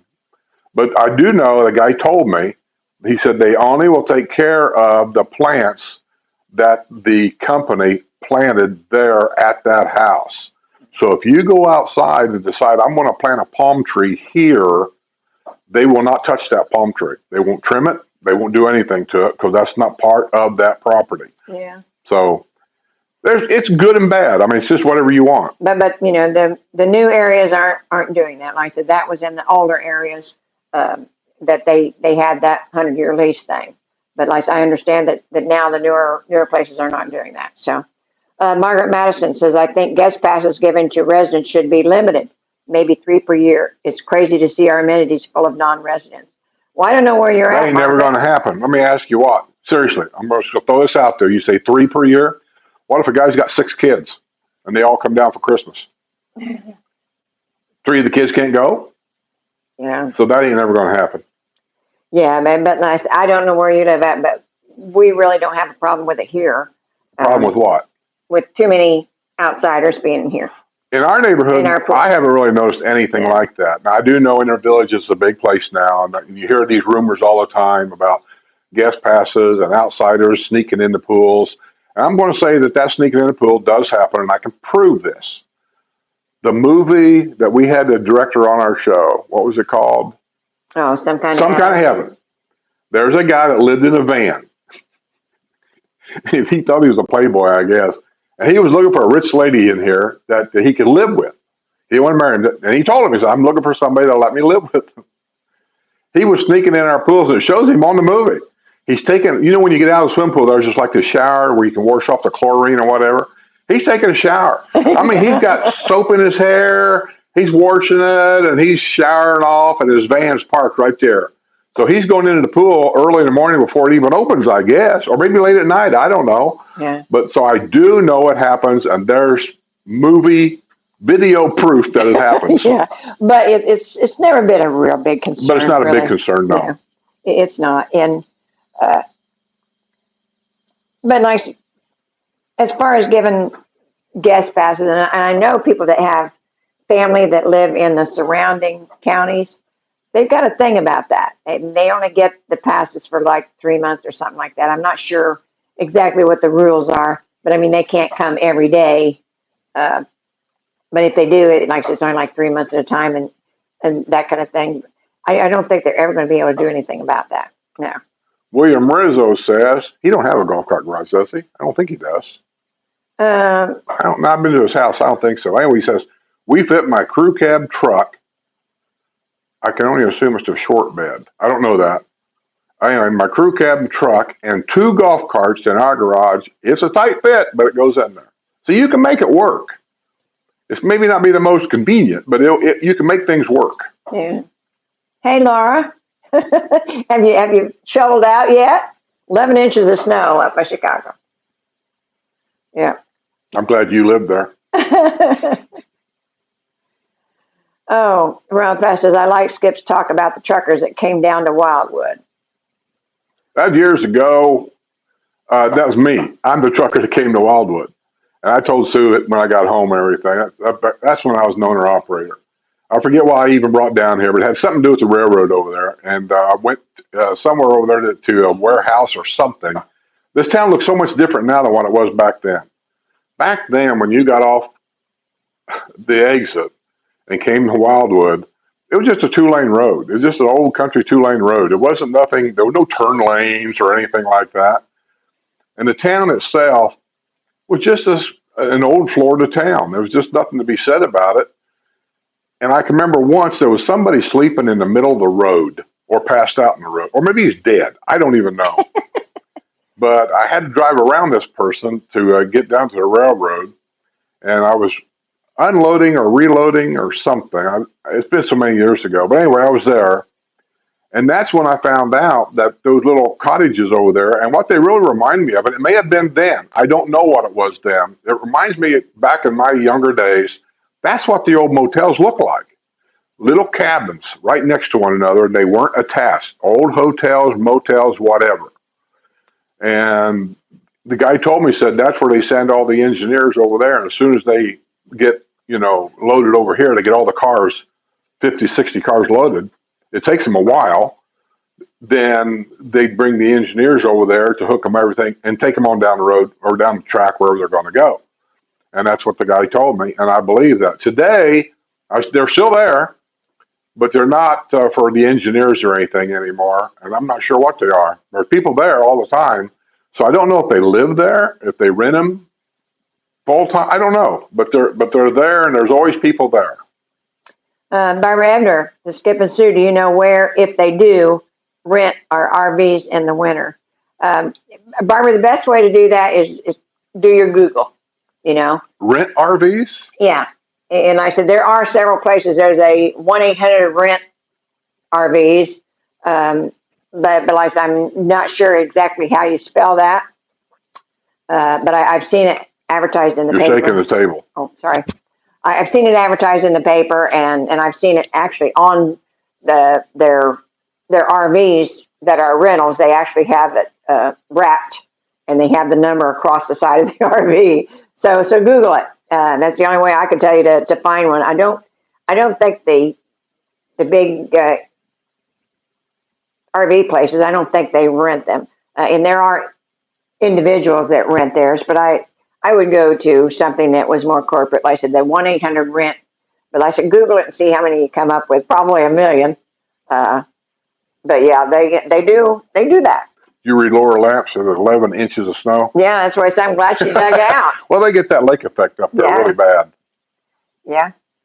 Mr. Rizzo said there is a YouTube channel called Stacked, and I was in their last video. It's a young couple that buy and sell golf clubs. They came to the village neighborhood yard sale. Huh. They did what? They come to the village's yard sale. They sell... Village's yard sale? They sell golf clubs, yeah. What village's yard sale? There's a million. There's yard sales every week. And they buy golf clubs and they sell them. I have never heard of a village just having a yard sale anywhere. Are you serious? I've heard of people having rummage sales. Same thing. A yard sale is when you set it up out in the front yard. Well, and I said, depending on the weather, but it's the same thing. Well, I'll tell you this. But he was in it. Well, I'll just tell you this. If they're doing it on a regular basis, like every weekend we have a garage sale, somebody's going to complain and they're going to shut them down. You can't do that here. You can't run a business in your house. I say that sarcastically because if you have a tax return business in your house, or technically me, I have a YouTube business in the house, I'm not allowed to do that here. He didn't say they lived here. Huh? He said he didn't say they lived here. He said a young couple that buy and sell golf clubs, and they come to the village neighborhood yard sale. Oh, I don't doubt that a bit, because people like me, I've got 2 sets out there, nice sets. I don't play golf anymore, and I've even thought about getting rid of them, but I hang on to them, I guess, because if I got a guest that comes here and they want to go play golf, I got some clubs. But I don't have to look for that, Mr. Rizzo. You can buy clubs that are cheap, used clubs cheap, and then there's nothing wrong with it. They're not bad at all. Yeah, I can see that, buying the clubs and selling them later. Hey, Wrestler. Jerry Bell says, Wrestler, why aren't you shoveling? Huh? Jerry says, Wrestler, why aren't you shoveling? He sent me an email on the Discord last night. He got his snowblower out and he was blowing the driveway off. Yeah. So he done that. He got his toy out. He went outside and played with the toy. Yeah. Either that, or as a man, I highly suspect his wife got on his nerves and he went out and started a snowblower saying, I'm going to go out and shovel the driveway off. Yeah, Gracie says Musk has not bought YouTube. It's fake news on social media. Yeah, everybody knows that Google owns YouTube. Yeah, But, I was you gonna know, I say. mean, he's got enough money, he can do a lot of weird things. Well, I'm not So, saying he didn't buy it, but if he has, I think I would have been notified by now, and I haven't gotten anything about it. yeah. Well, and Ann says that she's peeling. So yeah, she got she got the sunburn down in the Keys when it was 75. So she says she's peeling now. Well, Rizzo said they're closer to the equator. I Yeah. never thought about that. So that's the problem. Equator. Oh, Mark Berry even says it bogus. yeah. You can't believe everything, can you, Mark? Yeah, and Rizzo says he pays $60. His yard is 5.5 square feet. Yeah, it depends. 5.5 square feet. Well, that's There's no way there's a yard of 5.5 square feet. I'm. My belly's bigger than that. Okay. Raymond says he loves the show. Great. And yeah, and Overjoyed says glad to see you back. Yeah, we took a little run up north to pick up Buddy, and we would have Buddy out here, but he's taking his nap. Yeah, we took 2 days to go up. How many days? We took 1 day there, spent the night there. Let's see, how many days We was left there? on But Thursday. we spent the night at Bardstown, so it was 5 days total, right? 1 day from here to Dalton is 1 day. Dalton to Bardstown on the second day, spent the night in Bardstown, left on the third day, back to Dalton on the third day. 4 days. 4 days We come total. on Saturday night, yeah. And I said we did that because we was running that storm.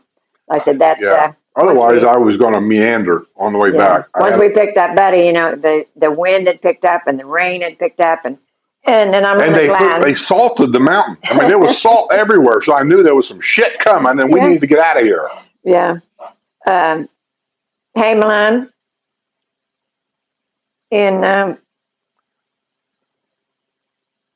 Rizzo says no golf cart garage. His truck is 20 foot. My garage is 21.5. Yeah, Remember the guy who was going to squeeze. buy the house across the street, and the realtor was over there, and I was outside. I thought he bought the house. I didn't know, and he had his pickup out there, and he opened the garage door, and I said, "So are you going to buy it?"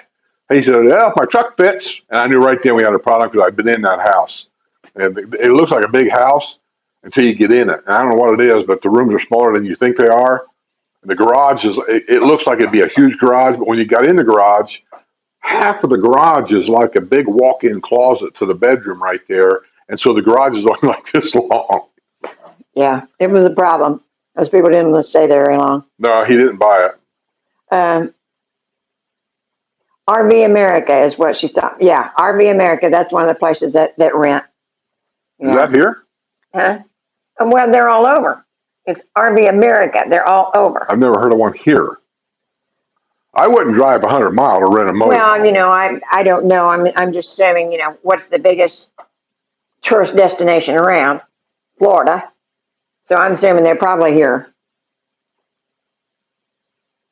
Mark says, just tuning in. This is my third winter staying in the villages. Is this winter colder than normal? Yes.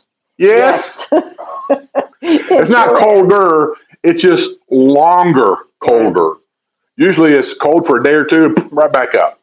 Now it seems like it just got cold and it just stayed there. Yeah. And Rester said they only had 4 or 5 inches of snow. Well, you're lucky. And I said, like poor old Laura, she said they've got 11 inches up there, and I think they're getting more tonight. Lori, you're a lucky woman if you got 11 inches. Oh, God. Let's see. I'm going to get comments. I know I am. They live in Ann Orlando. Welter says, yes, you can. I can attest. I'm now peeling. She must have got sunburnt down there, too. Well, that's what she said, yeah. Hey, Keys, how are ya? Miss you up here. And yes, we did get the puppy. And 5.5 thousand square feet. okay. You said 5.5 square feet. Well. See that K? A K means thousand. Okay. We got the puppy, but he's taking a nap right now. So. Yeah, he'll be up all night. No, he won't. He sleeps good at night too. But like I said, he just got to think about the middle of the day, and he just conks out. So yesterday, I looked to see, make sure he was okay, because I mean, he peed in his bed. He slept so good. He pees and poops everywhere. Yeah. Yeah, that's one thing I'll say about Maggie. She was a Boston Terrier, and I don't know if all Boston Terriers are like Maggie. I don't know. They all seem to have the same characteristics. Like if you buy a bulldog, most bulldogs have the same characteristics. Shih Tzu, I don't know anything about them. We've never had one. My only concern about a Shih Tzu is it's a yip dog. Everything I'm reading about Shih Tzus and what people tell me that has Shih Tzu is they bark a lot, which is I'm not a fan of that at all. So I don't know if we can train this dog to shut up or not. Yeah. But anyway, Maggie, and I kid you not, I know you're not going to believe me. We got her when she was probably 5, maybe 6 weeks old, and brought her home. Well, I'm at home. She acted like out in the kitchen. Our kitchen had a linoleum floor, so it wasn't no big deal. She acted like she wanted to pee. And so I clapped my hands and I said, no, no, no. And I picked her up. It was cold too. It's in February. I took her out on our wood deck and I set her down. And of course, she squatted right there on the wood deck, which I didn't care. It was outside. That was it. From that point on, she never peed in the house or pooped in the house. She would always walk to the door and then stare at you. She wouldn't bark. She didn't whine. She just, and then Sue, when she got older, got this little bitty bell that had like a clip on it. And we had mini blinds on the doors that went outside. And she clipped this little bell on this mini blind at the bottom. Oh, I came home, I seen that. When I opened the door and come in the house, I seen that. And I said, what's that? She said, I got that for the dog. She can ring the bell when she wants out because she won't bark. I said, she ain't going to ring that bell. What makes you think she's going to ring this bell? So I just left it there. Well, I care, right? And believe it or not, from that day forward, if she wanted to go outside, she'd go out there with her nose and she'd ring this bell all the time. Yeah. Smartest dog we ever had as far as housebreaking. Yeah. Oh, and Jackie, Buddy is our new puppy. Yeah. You want to go get him? Huh? I said, you want to go get him? Who? Buddy. For what? So they could see him. Some of these people just We coming already on. did. Well, some of these people are just coming on. So, Let me go see if I can find him. Yeah. I know where he's at. He's in bed. yeah, yeah. And I said, he sleeps like Skip does. You know, he would rather sleep than do anything. Sleep and eat, that's it. So, He's actually sleeping on his back. like this. And I was feeding him yesterday. I was feeding him, and he had his face in the bowl, and his hind leg was up in the air. Listen, I wish I'd had my camera at that time. It was the cutest thing. Raymond says, I'll be visiting the villages next morning for a week. This will be my 3rd time. Can't wait. Well, Raymond, come on down. I mean, what's not to like here? There's just so many things to do, and the people are lovely, I think. I was here to get him up. He's sleeping on his back. So. That's what I said. This time of day, he just crashes. Jackie, this is Buddy. This is our new puppy. Yeah. He's adorable. He's a meanie. Even if Daddy did wake him up, he's adorable. He's a meanie. I'm telling you, he's a meanie. He bites everything, chews on everything, pees everywhere, and poops everywhere. He's a terrorist. Thank you, terrorist. Yeah. Ron Bass says, you can put the dog behind you in a chair and let him sleep. I saw that on another YouTube show. I think it works very well. We normally sleeps on my neck. I'll put him back in bed. Yeah. Yeah, he needs to go back to bed because I said he's still little yet, so he needs a lot of sleep. Overjoyed says, in that cooler weather down south, I'm sweltering. Where you at, Overjoyed? Yeah, like I said, it's still in, I think it's in the 50s here now. But I said, you must be South Florida. Are you in the Keys too? Rizzo's is in the Keys, so. He says, gotta love that global warming. Rizzo said he's working on his dishwasher. Okay. Overjoyed, yeah. Yeah, that's Russ for answering. Elaine. Mylan Toombs. Ain't seen you on here for a while. Elaine Skursky said, years ago, my neighbor bought a huge Cadillac. It wouldn't fit. Knocked a hole in the back and built a small bump out at the bottom in the back for the car's nose. In the garage? Yeah, that's kind of going to extremes there. But Well, you can do that here too. Just make sure you get architecture reviews permission. Oh yeah. I'll send you some pictures after a bit. I said he's adorable, but he needs his sleep. Yeah, he sleeps on his back. Yeah. Laziest dog I've ever seen. And when he's up, I'm telling you, he's a terror. Oh yes, Skip is wearing old man sweats. Well, he's not actually wearing his sweats, but he's got track pants on and What are you doing, Booter? You better get up. Oh, Laura says her 8-year-old dog has not barked once since I brought her home in early November. Well, he don't bark, but he's whining.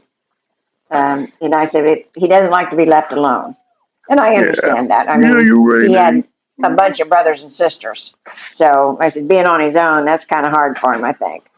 We almost brought 2 of them home. Yeah. Almost. More I thought about it. Yeah, and Jerry, I don't know if you get more views with the dog, but you never know. We'll welcome in anyhow. Wrestler Mania's in the house. Yeah. And thank you, Kevin. I think he's adorable too. And I see he's 2.5 pounds. Could you believe that? I mean, I don't know anything that's 2.5 pounds. You don't weigh less than a bag of sugar. Yeah, he don't weigh much. Yeah, he is a big. He looks bigger than he is, but he's got so much hair. He's just a fur ball. Yeah, and I got the extra small collar, and still had to put an extra hole in it, and we cut half the collar off. And we had to cut her off, and I ended up like almost cutting my finger off. She has these things, and when I went like that, they slipped, and I seriously put a big slice in my finger. Cannot trust him with scissors. Little dogs are what YouTube creators call clickbait because people seem to click the thumbnail. If a dog is on it. So yes, you are correct. Yeah. That's true. I know. I like to watch different RV channels because I wish I was out there and I'm not. So one of my favorite channels that I watch is because the guy's more real. I don't like this fake stuff. And I'll tell you what, these channels anymore, you get on there and they go, well, we're here in Washington, D.C. Boy, I'm sure glad I got my power generator over here. And then they start this commercial thing. And I get so sick of that. But Nomadic Fanatic, he does have his little sponsors too. But he does it quick, fast, and it's done. And right now he's in Texas. He bought a new RV. He can't register it in Texas because he bought it in Oregon, drove it to Texas where his home address is at. He can't register it in Texas because they won't accept the paperwork that Oregon does for Oregon residents. They said, we can't accept this. You got to have. So, but now his license plate has run out. So temporary. He can't drive back to Oregon. And that's how his video ended the last time I saw it. The new one should be on today sometime. And I watched that thinking to myself, this is how our government works. It is such a screwed up mess. Overjoyed is close to Fort Lauderdale because she said it's not so much the heat today, but the high humidity. We went to Fort Lauderdale, and till this day, that is an area where I got some of the best fried green tomatoes of anywhere else I got. Oh, that was Fort Myers, honey. Fort Myers, that's where it was at. Yeah, but yeah, I don't think we've been to Fort Lauderdale. Yeah, I think we went down there through there once, and we delivered them refrigerators down at Miami. Oh, okay. I think Fort Lauderdale and Miami is all kind of like the same thing. That's back in the day when spring breakers used to go down there. They pretty much run the spring breakers out. I said, if she's that warm down there, maybe that's where we should go. Well, yeah, but also remember in the summertime, it's like humongously hot. Well, I just meant to visit. And like my doctor told, we were thinking about possibly maybe moving to Orlando area down there. I got a couple places in mind. And I asked, my doctor's from down there. I said, what do you think about going down as a retirement area? She said, if you don't like the traffic here, she said, you're really not going to like it down there because it's even worse down there. And she says, nobody speaks English down there. I said, really? She said, yeah. She said, nobody speaks English. So I don't know. That sounds like it's just too much trouble for me. Yeah. And there's too much crime down there. Yeah. Well, I don't know about all that. I don't know. In the retirement community is all I care about. I don't care what happens in Orlando. I'm just like here. I don't care what happens in Lady Lake.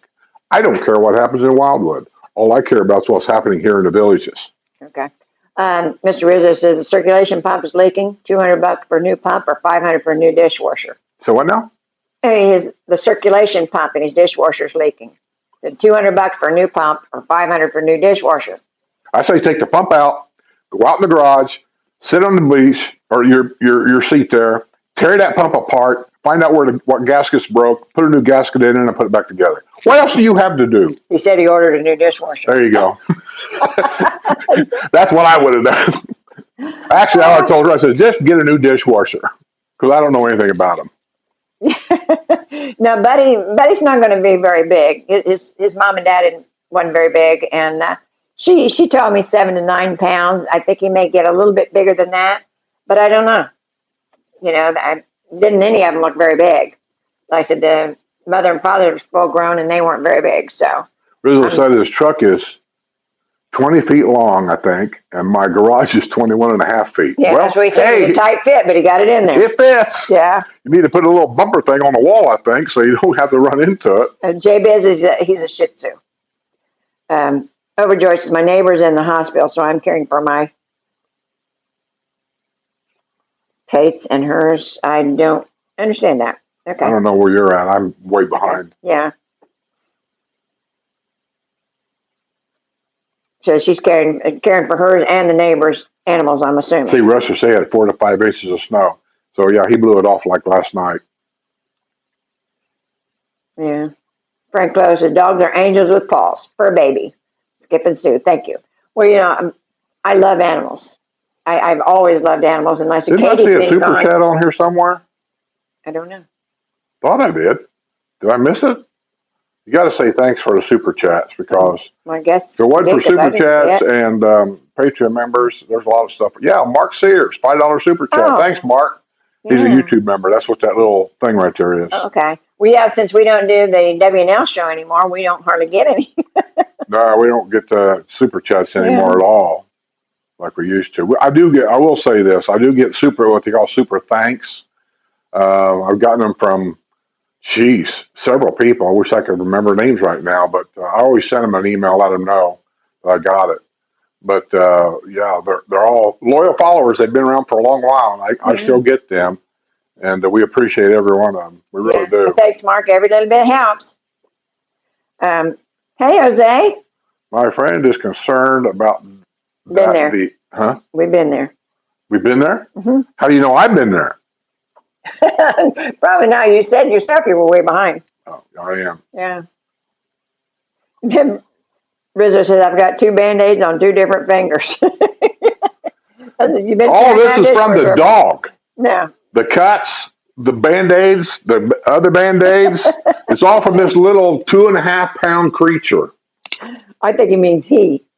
Like for taking the dishwasher apart. I keep calling it a she. But he said he thanked the Band-Aids on him because he took the dishwasher apart. Oh. Well, that just comes with the territory. Yeah. Me, it's usually banging my head. I bang my head on everything. Lane's Kirsty said, I adopted a 12-year-old Chihuahua. I bought a sling to put him in and carried like a pocketbook because he would get tired on the walk. Yes. Yeah, I know. I said, those little ones, they're precious, but they wear out pretty quick. Tell them what we did with Maggie when she was real little and we wanted to go to a restaurant. We had, I had a picnic basket, one of those wicker ones that the lid would come up on either side. And I would take her up to the hospital when my mom was in the hospital. I'd take the picnic basket up there and then take her to see Mom in the hospital. And she'd lay there on the bed and Mom would pet her, but she didn't bark. And so we decided, well, we could take her with us in the restaurant. Nobody will ever know because she never barks. And she slept all the time. We put her in that picnic basket and, and I said, we'd take her anywhere. Nobody knew the difference. They didn't even know she was even in there. Yeah. We'd have to wake her up. Yeah. Oh, my goodness. Yeah, Laura says, fortunately, my dog is still doing business outside with the snow and the cold. Yes, it was really hard for me this morning to take her out early this morning because I said it was pretty chilly. I think it was like 30-something this morning, and it was pretty chilly. But she's got more fur. She didn't even notice. I was cold, but he was fine. Now, I think that's Ron what they're built for. 5850 says, I don't have to tell you this. You already know, but it's a hell of a lot of work to move and pack everything. It's a lot of stress. It is. Yeah. But I will say this, Ron.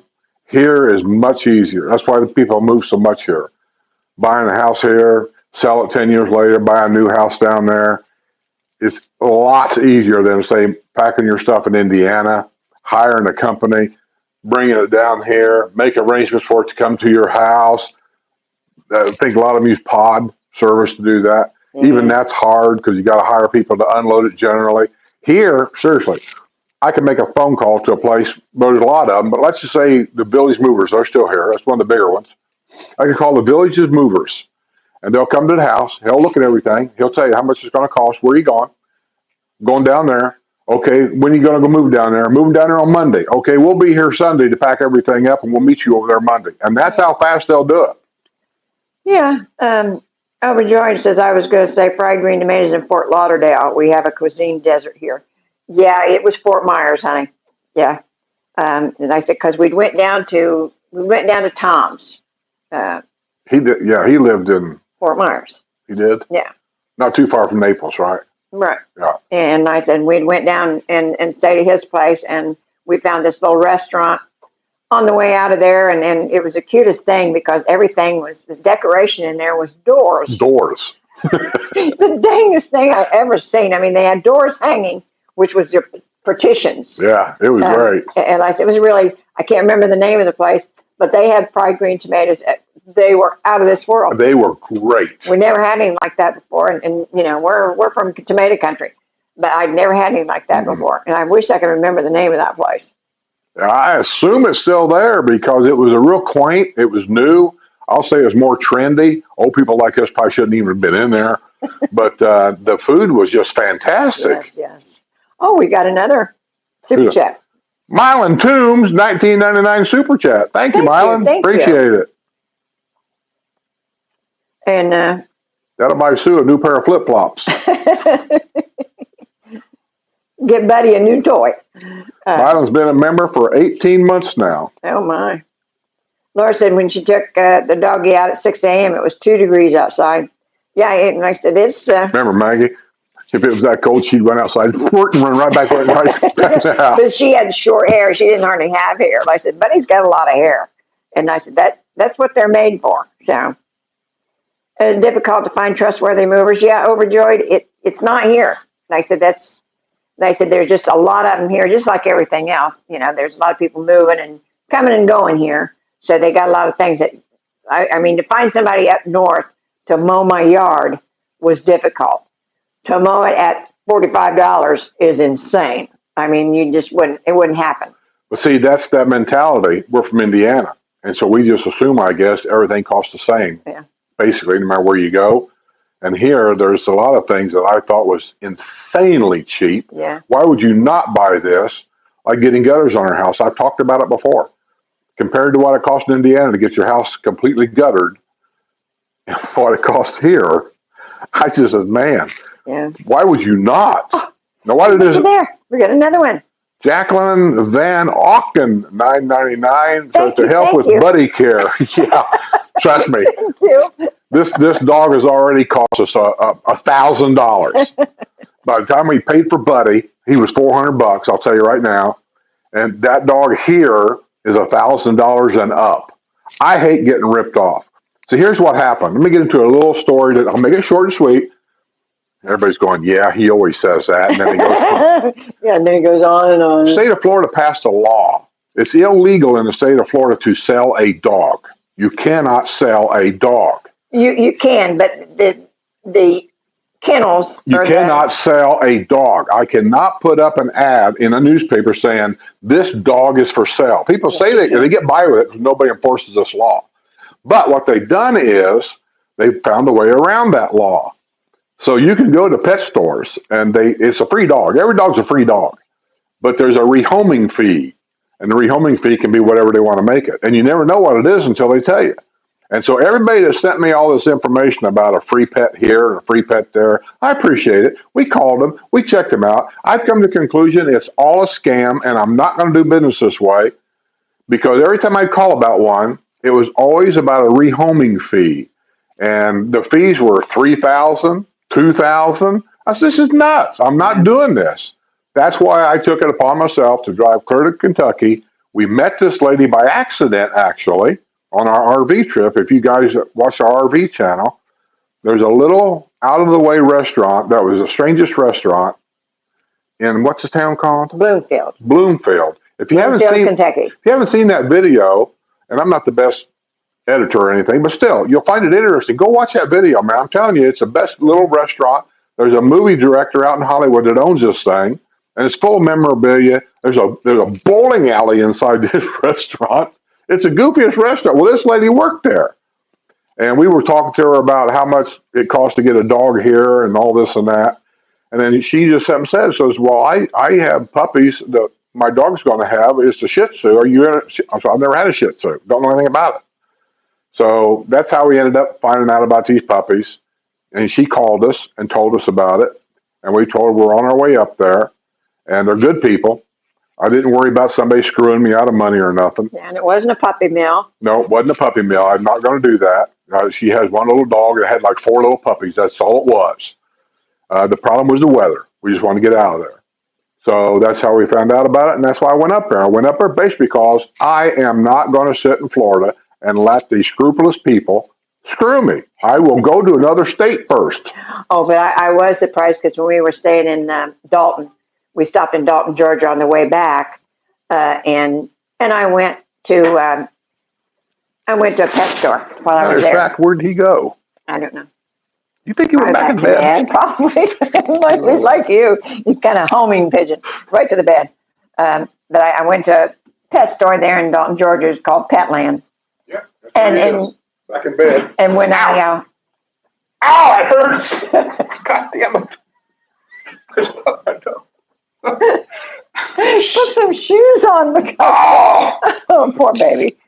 But anyhow, I went in this pet store. I was so shocked because every little cage that they had in there was full of dogs, puppies. And I said, when I was talking to the lady at the counter, she was trying to help me find something that was small enough for Buddy. And I was talking to her, and I said, I was so shocked when I come in here because I seen all those dogs. And I said, we can't buy them at the pet store where we live. And she said, yeah, but Georgia doesn't have that law. That Georgia is one of the places where you can buy them in the pet store. And so like there was 3 Shih Tzus in there for sale. But like I didn't realize that wasn't a nationwide thing. It's just a Florida thing. I think there's a couple other states that have that to where you can't sell them in the pet store because they're trying to reduce the puppy mills. And I understand that part. And I would have loved to have had a rescue, actually. I just couldn't find one that was small enough for me. They all had big dogs at the rescues, and I just can't handle a big dog anymore. So, overjoyed. I know my granddaughter's got 2 of those dogs, Frenchies. So people here are paying $5,000 for a French bulldog. They are here too, $5,000 and up. And it says most gassiest dog ever. They are. they are. You walk around the house, you can hear them. Oh my God, is that Buddy? Oh, and Lily's Graham, we just showed the puppy, but he's back in bed. He's back in bed. He needs his rest, and we'll have him on again. I said, you come back next Wednesday, we'll have him again. But like I said, we don't want to keep him up past his bedtime. He's still new. He's still a baby, and he has to sleep a lot. So we got him up once, and I don't want to do that to him again. JL says, I live in Daytona, which we've been to Daytona. I like Daytona. I see there's a lot of remodeling going over there along the beachfront right there. A lot of hotels being revamped, and I don't know what else is going on. I don't go that much, but last time I was over there was a lot of work going up and down the beach. It says, when I told my handyman that you pay $70 for a house wash, he was shocked. He charges me $120 just to power wash my driveway. Now, the price of things are all over the place, no matter where you live, but here, that's why I always talk about here. The price of things here on a lot of things is so reasonable, I don't know why somebody wouldn't do it. Like, why would you not get gutters on your house if somebody told you they put 6-inch gutters, seamless gutters, custom installed, 6-inch downspouts, and splash guards all around your house for, say, $600? And that's how ridiculous it is. Up in Indiana, $2,000-3,000, easy. Now, his prices went up since we had ours put on. It has. But I'm just saying, at the time that I was here, that's what I paid for a complete gutter around my house, $600. I can't say no to that. Yeah. I'll tell you another one. Getting this floor put in. They tore the carpet out. They did whatever work they had to do on the concrete slab and put the pad down and we got laminate flooring and did in the hallway, the closets. Oh, they took up all the baseboard because I demanded that and then reinstalled the baseboard so it'd be on top of the new floor. And they did everything and they were done in 2 days, maybe three. I'll say two. Yeah. 2 days. And the labor price for all that, I don't even remember what it was, but I can tell you it's just ridiculously low. Yeah. Considering, like I said, we just couldn't get that done up north for that. So I remember me and my two sons, we put all new laminate flooring in my house up there. I couldn't even get up to walk. My knees hurt so bad. yeah. I would roll on the floor.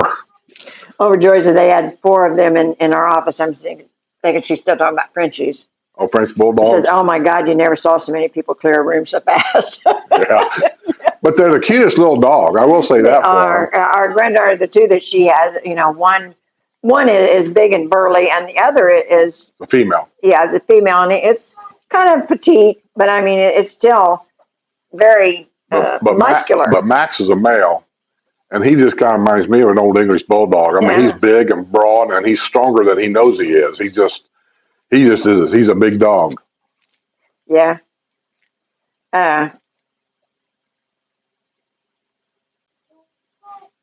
Little Grim says the gutters I'm talking about is now over $2,000 in the villages. Wow, that sure went up quick. Yeah. French Bulldog is one of the most popular breeds now. They're cute. Yeah, they're really adorable. They are. But like I said, they've got their chest area here. They're so muscular. They're more like the bulldogs than anything else. Or well, the granddaughter's is, because I said that one is muscular, and I was going to help her walk them one day when they were here, and it just pulled me right down. I mean, very, very strong. But they are really cute. And yeah, I noticed on the kennel club thing that they have every year after Thanksgiving. I think when the French Bulldog that won this year, I was really surprised, but I think they did. Yeah. Overjoy says, "I'll stick to birds. They speak English with comprehension and don't stink." I had parrots years ago. I had double yellowhead Amazon parrot. They're a good talker. I also had the African gray.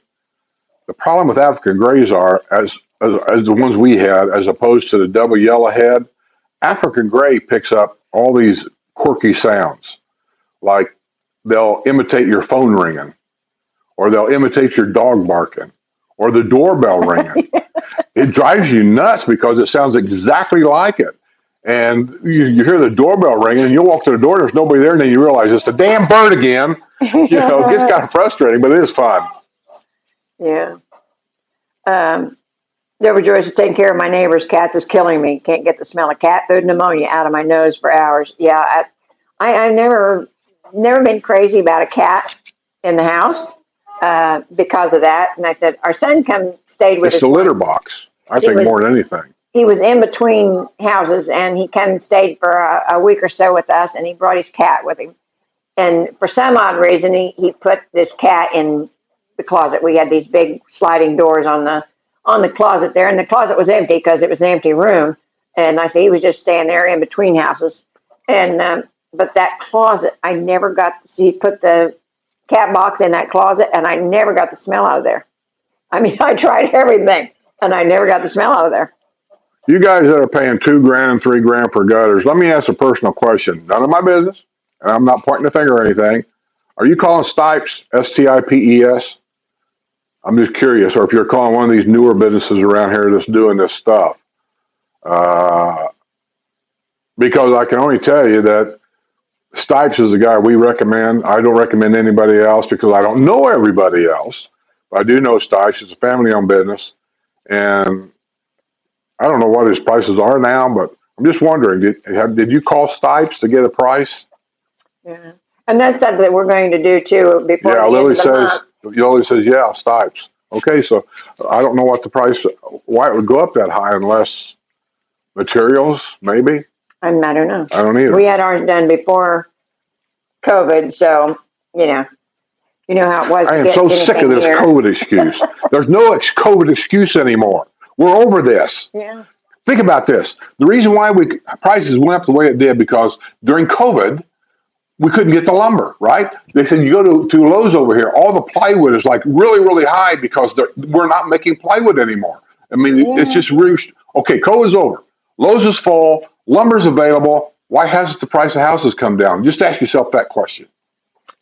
Yeah. Linda, oh, that's not on here. No, it's just a message. Linda sent me a message. It just popped up. Yeah. Oh, Mr. Martin says, Skip, who do I call to report you for having a business? You would like? So who do I call to report you for having a business? They might. I expect it someday. You know, somebody say, hey, he's running a business over there. You know, Yeah. my thing would be is that anybody come knock on my door, I just simply say, well, prove it. You don't know where I cut these videos. I cut these videos from Georgia and put them on here. You don't know that. Yeah, from our motorhome. Yeah, and the slobber, yeah. Overjoyed, I understand what those Frenchies, they do. Like, it's just like a bulldog, they slobber. Well, and they're strong. Yeah. You could never walk one. If he decided to take off after a cat. That's what I said when I tried to walk Max to help Jesse out, and I went down on the ground. Yeah. Well, I don't want to say Max is like every French bulldog because I've seen a lot of Frenchies. For some reason, Max is a big boy. Yeah. He is. He is just a big boy. That's what I said. He's bigger. He's more a bulldog than he is anything else. So, yeah. So when people stop buying stuff, prices will jump. Not really. Not really.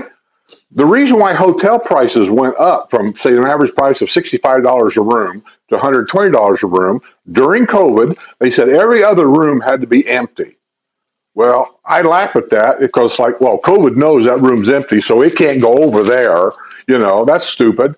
But now COVID's over. And as I've reported on hotels, and I report this stuff for a reason, every time we try to make a reservation at a Holiday Inn Express, it seems like, they're totally full.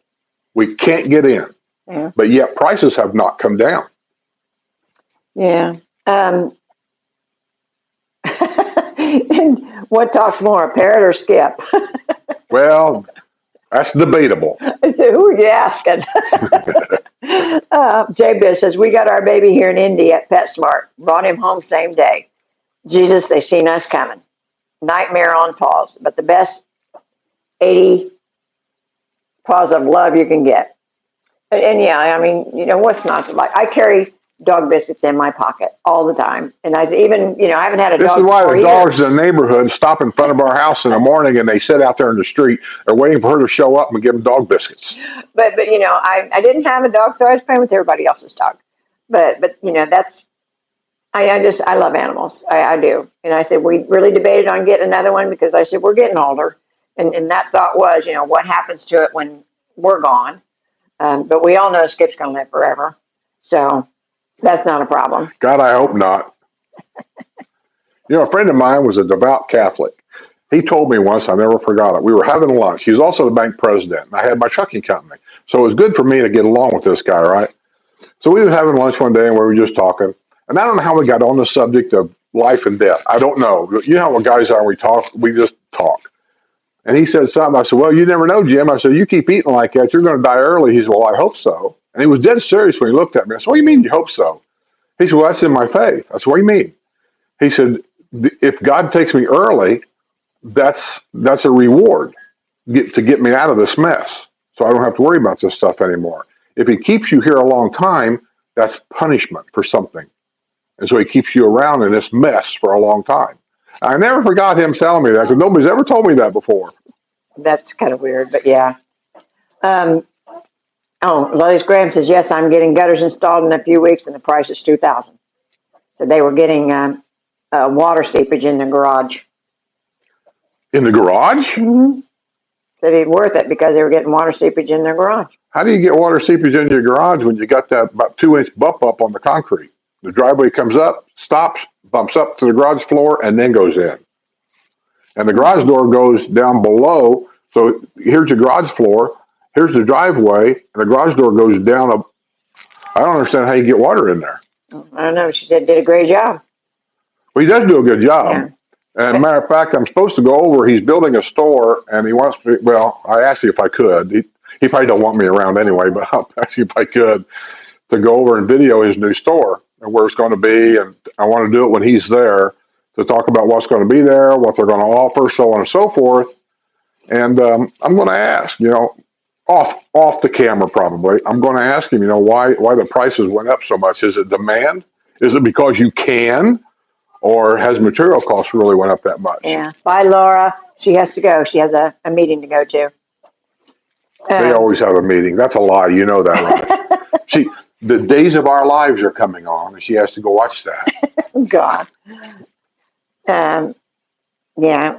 Oh, George said now it's just price gouging. How much? What did you say? I said now it's just price gouging. Oh, That's what she said. When you get a demand on things around here where everybody wants something, there's no reason why you, as a business owner, I'm speaking, not that I agree with it, I'm just saying as a business owner, if I've got something that's in high demand here, I would just keep raising my price to find out where it is you guys start saying no to. And I think and then back it down a notch. Yeah. That's what I would do. Jerry says gas isn't 25 cents a gallon anymore. Stop it. It is. Oh, Fred Gloves, this Kennel Club said the French Boxer has surpassed Labrador Retrievers as the most popular dog in the USA. Yeah, I seen that when I watched the show, and I couldn't believe it. I mean, I think they're adorable, yes, but to surpass the Labs, You see where Anna Wilder, so she tries to walk her Shih Tzu, what was it, 8 miles? She said 8 miles? Oh, we try to walk anywhere between 3 and 8 miles during the week. So you don't mean at one time then, right? You mean like a couple miles today, a couple miles tomorrow, that kind of thing. Even in the winter. Well, I don't know, I don't know what they don't do. I guess I'll learn. But what I can tell you about any dog in the village is, I don't care what it is. They are spoiled rotten, every one of them. I've never seen anything like it in my life as how they treat what you guys call fur babies. I still call it a dog. It's not that I don't think a dog is great, but to me, it is a dog. People will put coats on their dogs. Now, if you got a dog that don't have many fur, very much fur, whatever, I understand that. But most dogs are prepared from God, and they are taken care of by God to be outside. They have paws, they have fur. They can survive the cold weather for short periods of time. They don't need a coat. I know a lady that has a female dog, and she actually puts a dress on it. Do what you want to do. You're not hurting nobody. But as a guy, I'm looking at this going, when the dog looks at you, you can read what the dog's thinking. Kill me now. Just kill me now. I don't want to go out in public like this. You know what? The first thing I bought for Betty, and it don't fit. It's way too big because I didn't know how small he was. I bought it a hooded sweatshirt. Believe it or not. Didn't we have a dog once? He put some clothes on it, and all it did is just laid on the ground and wouldn't get up. It just laid on the ground and wouldn't get up. Yeah. Well, and Katie didn't like it because, and I said, Jim thought that was so dumb. That's because I bought her a couple outfits and he wouldn't put them on her. So she didn't like it, but she went with it. Well, Jim's like me. It's a dog. Yeah. Nothing wrong with the dog. I'll baby the dog. I'll take care of the dog, but it's a dog. Okay. Around here, now there is one little thing that I will say, and I think it's goofy, but it's okay, that our streets out here do get hot in the summer months. They got these little boots that you can put on your dog. I don't know how you size them. Don't ask me. Somebody said, what size do they wear? I don't know. Doggy. They wear doggy size. Just haven't got a set. But you put them on your dog so they don't burn their paws on the hot road out here. All right. And Tracy Swords. I started to do it with Maggie.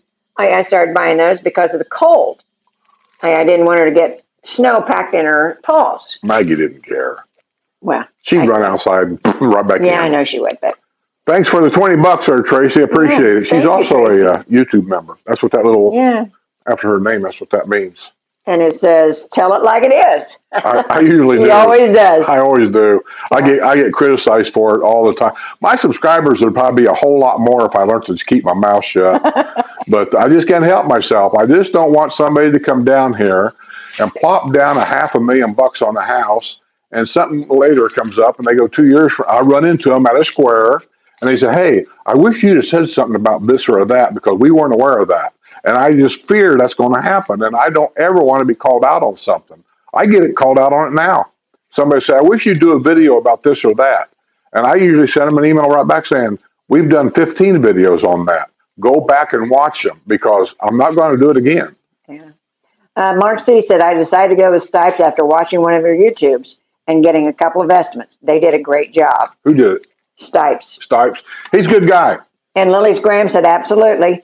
And like I said, she's got hers done. So she said, no problem since. She was the one that was getting water in the garage. That's just strange to me. It's how you got water in the garage with that little step up. Well, I'm sure we had water in our lanai that was unbelievable when it would rain. Yes. And that's why we got our lanai enclosed with glass sliding doors because it was just unbelievable. People over here, our neighbors just right over here would say, well, when it rains like that, we get a little bit, but we don't get hardly anything. Yeah. And we were getting deluged over here. Our house sits like this and their house sits over here. Yeah. So they're not getting the rain that we were getting. Yeah, that little bit of we're facing this way and they're facing that way. That little bit makes all the difference in the world when you buy a house here. Right. It also makes a difference on how hot it gets during the day. Our lanai does get hot in the day because it's just hot everywhere, but not near as hot as some of them because we're facing almost due east. Sunrise is there. When it gets to about, what time would that be about right there? 9 o'clock, 10 o'clock, 9, something like that. Now, from that point on, it's shaded in here, and the sun goes to that side. Some lanais, if they're facing west, when the sun goes down, their lanais get so hot. Now, I'm not saying everybody's now, but I'm just saying most of them I've been to, they get so hot that it's almost unbearable. Now, keep in mind also, most lanais on any house, new house or whatever, there's no insulation up here, none, because that's how they save a little bit of money. I don't have any insulation up here either. So when I call about getting a mini split, which I am, I'm going to work out a deal with the guy that does the mini split, or they're not going to do the mini split, to where they got to call their buddy, call another company they work with, whatever, to come in here and insulate this up here, and then put the mini split in. Yeah. Well, that's my next project. JL says, I did dress up my 2 German Shepherds for Halloween. One was a mafia mob boss. I'd like to see that. Oh, George says, my HOA wants us to enclose our patios. No way. I'm west facing. Well, your HOA wants you to? Yeah. I don't think HOAs can make you do anything if you own the property. Well, like I said, that depends on where you're at. She's down by Fort Lauderdale, remember? Well, okay, I don't know. HOA usually has rules like our district rules. Right. And that's what they're there for, to enforce the HOA rules. But they can't tell you what to add or build or put on your house. If you want to build something on your house, they can approve it. But I don't think they can tell you what. I don't want to say because I don't know what your rules are. All of them are different, so. Well, she does say wants. She didn't say ordered them. So they want you to. Yeah. Which means you have the right to say no. All right.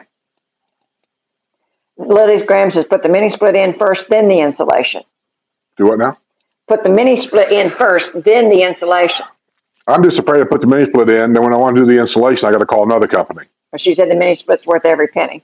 Yeah, we know. It's just one of those things that we haven't got around to that yet. We're still waiting. That's what Linda did. The guy that done her mini split for her lanai, he did the whole thing all at once. All at once, yeah. And that's what I think I'm going to do.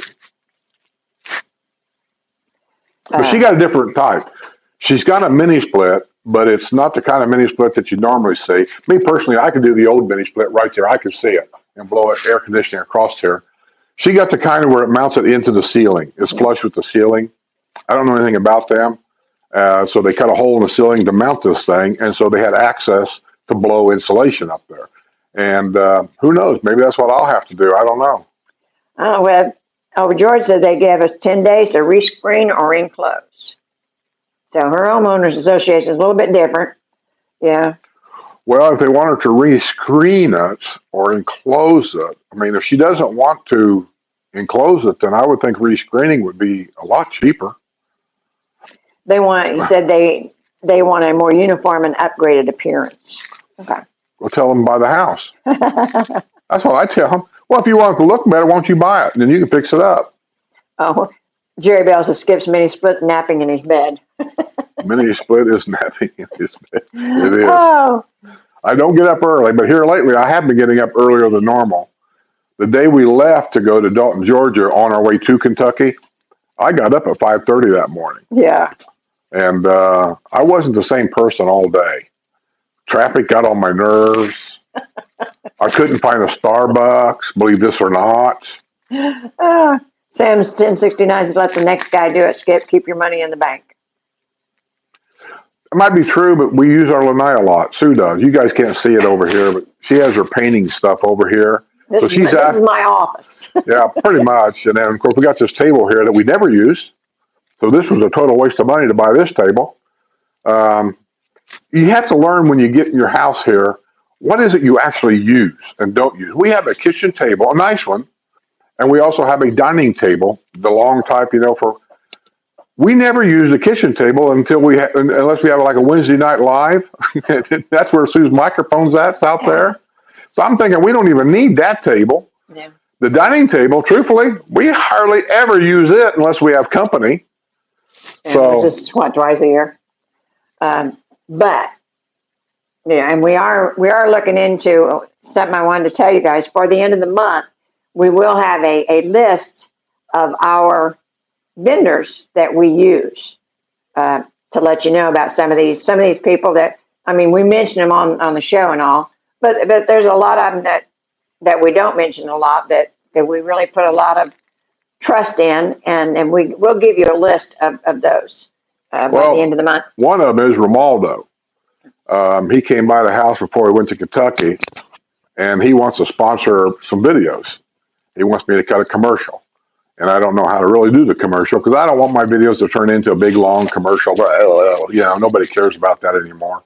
That's why they become Patreon members, because it's all commercial free on there. I'm going to try to work out something with him because I do want to advertise his stuff because he's a good guy. He's got fair prices. He does good work. And he's expanded his business now to landscaping, right? The stackable brick thing. And also, just know this, people.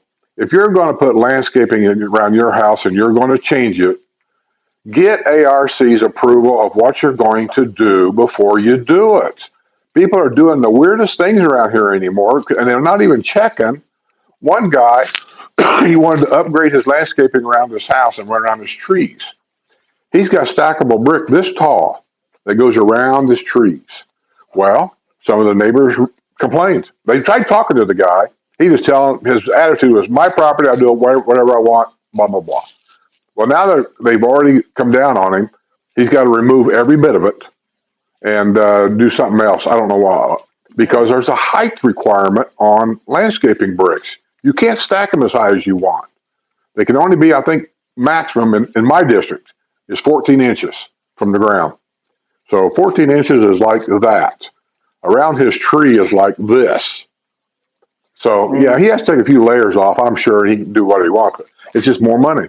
Another guy decided his driveway wasn't wide enough. He got a single-car garage. His driveway wasn't wide enough to have two cars for company.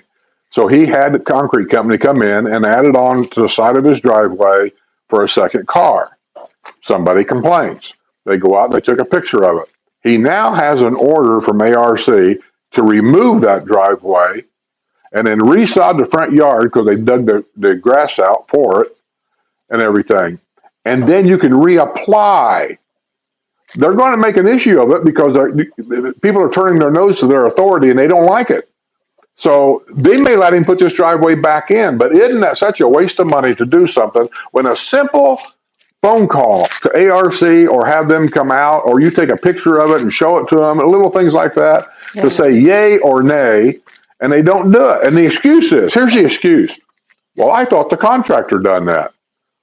It's your property. You're responsible. Yeah. And if they do, and Sue and I's done it, we've had some contract work here done where they get the permission to do it, like our sunshade out there and our stackable brick and things over here.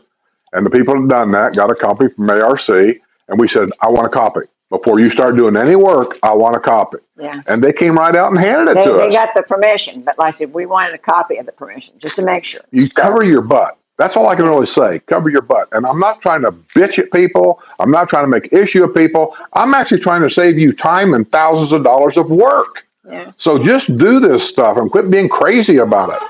Oh, and we are 2:15. We are over the limit. Oh, So, all right, boys and girls. I think we're out of here. I got to go in there and edit the news. And it seems to me it was something else. don't look at me. I don't know. I know somebody, I got 2 or 3 emails in there saying they want your Cherry Jubilee recipe. Really? Yeah, and they Still? said they want me to make a video. I am not a cooking channel. You understand? My channel is about the villages, not about cooking. We would have to make it cooking with Skip. I've done that once in Pennsylvania, and all she did was give me a big long stick and a spoon and a pan, and she said, stir that. While she's cooking over here, I'm stirring and stirring and stirring, and I realize what she's doing. She just give me something to do to stay out of the way. We're going to go, guys. See you on the other side.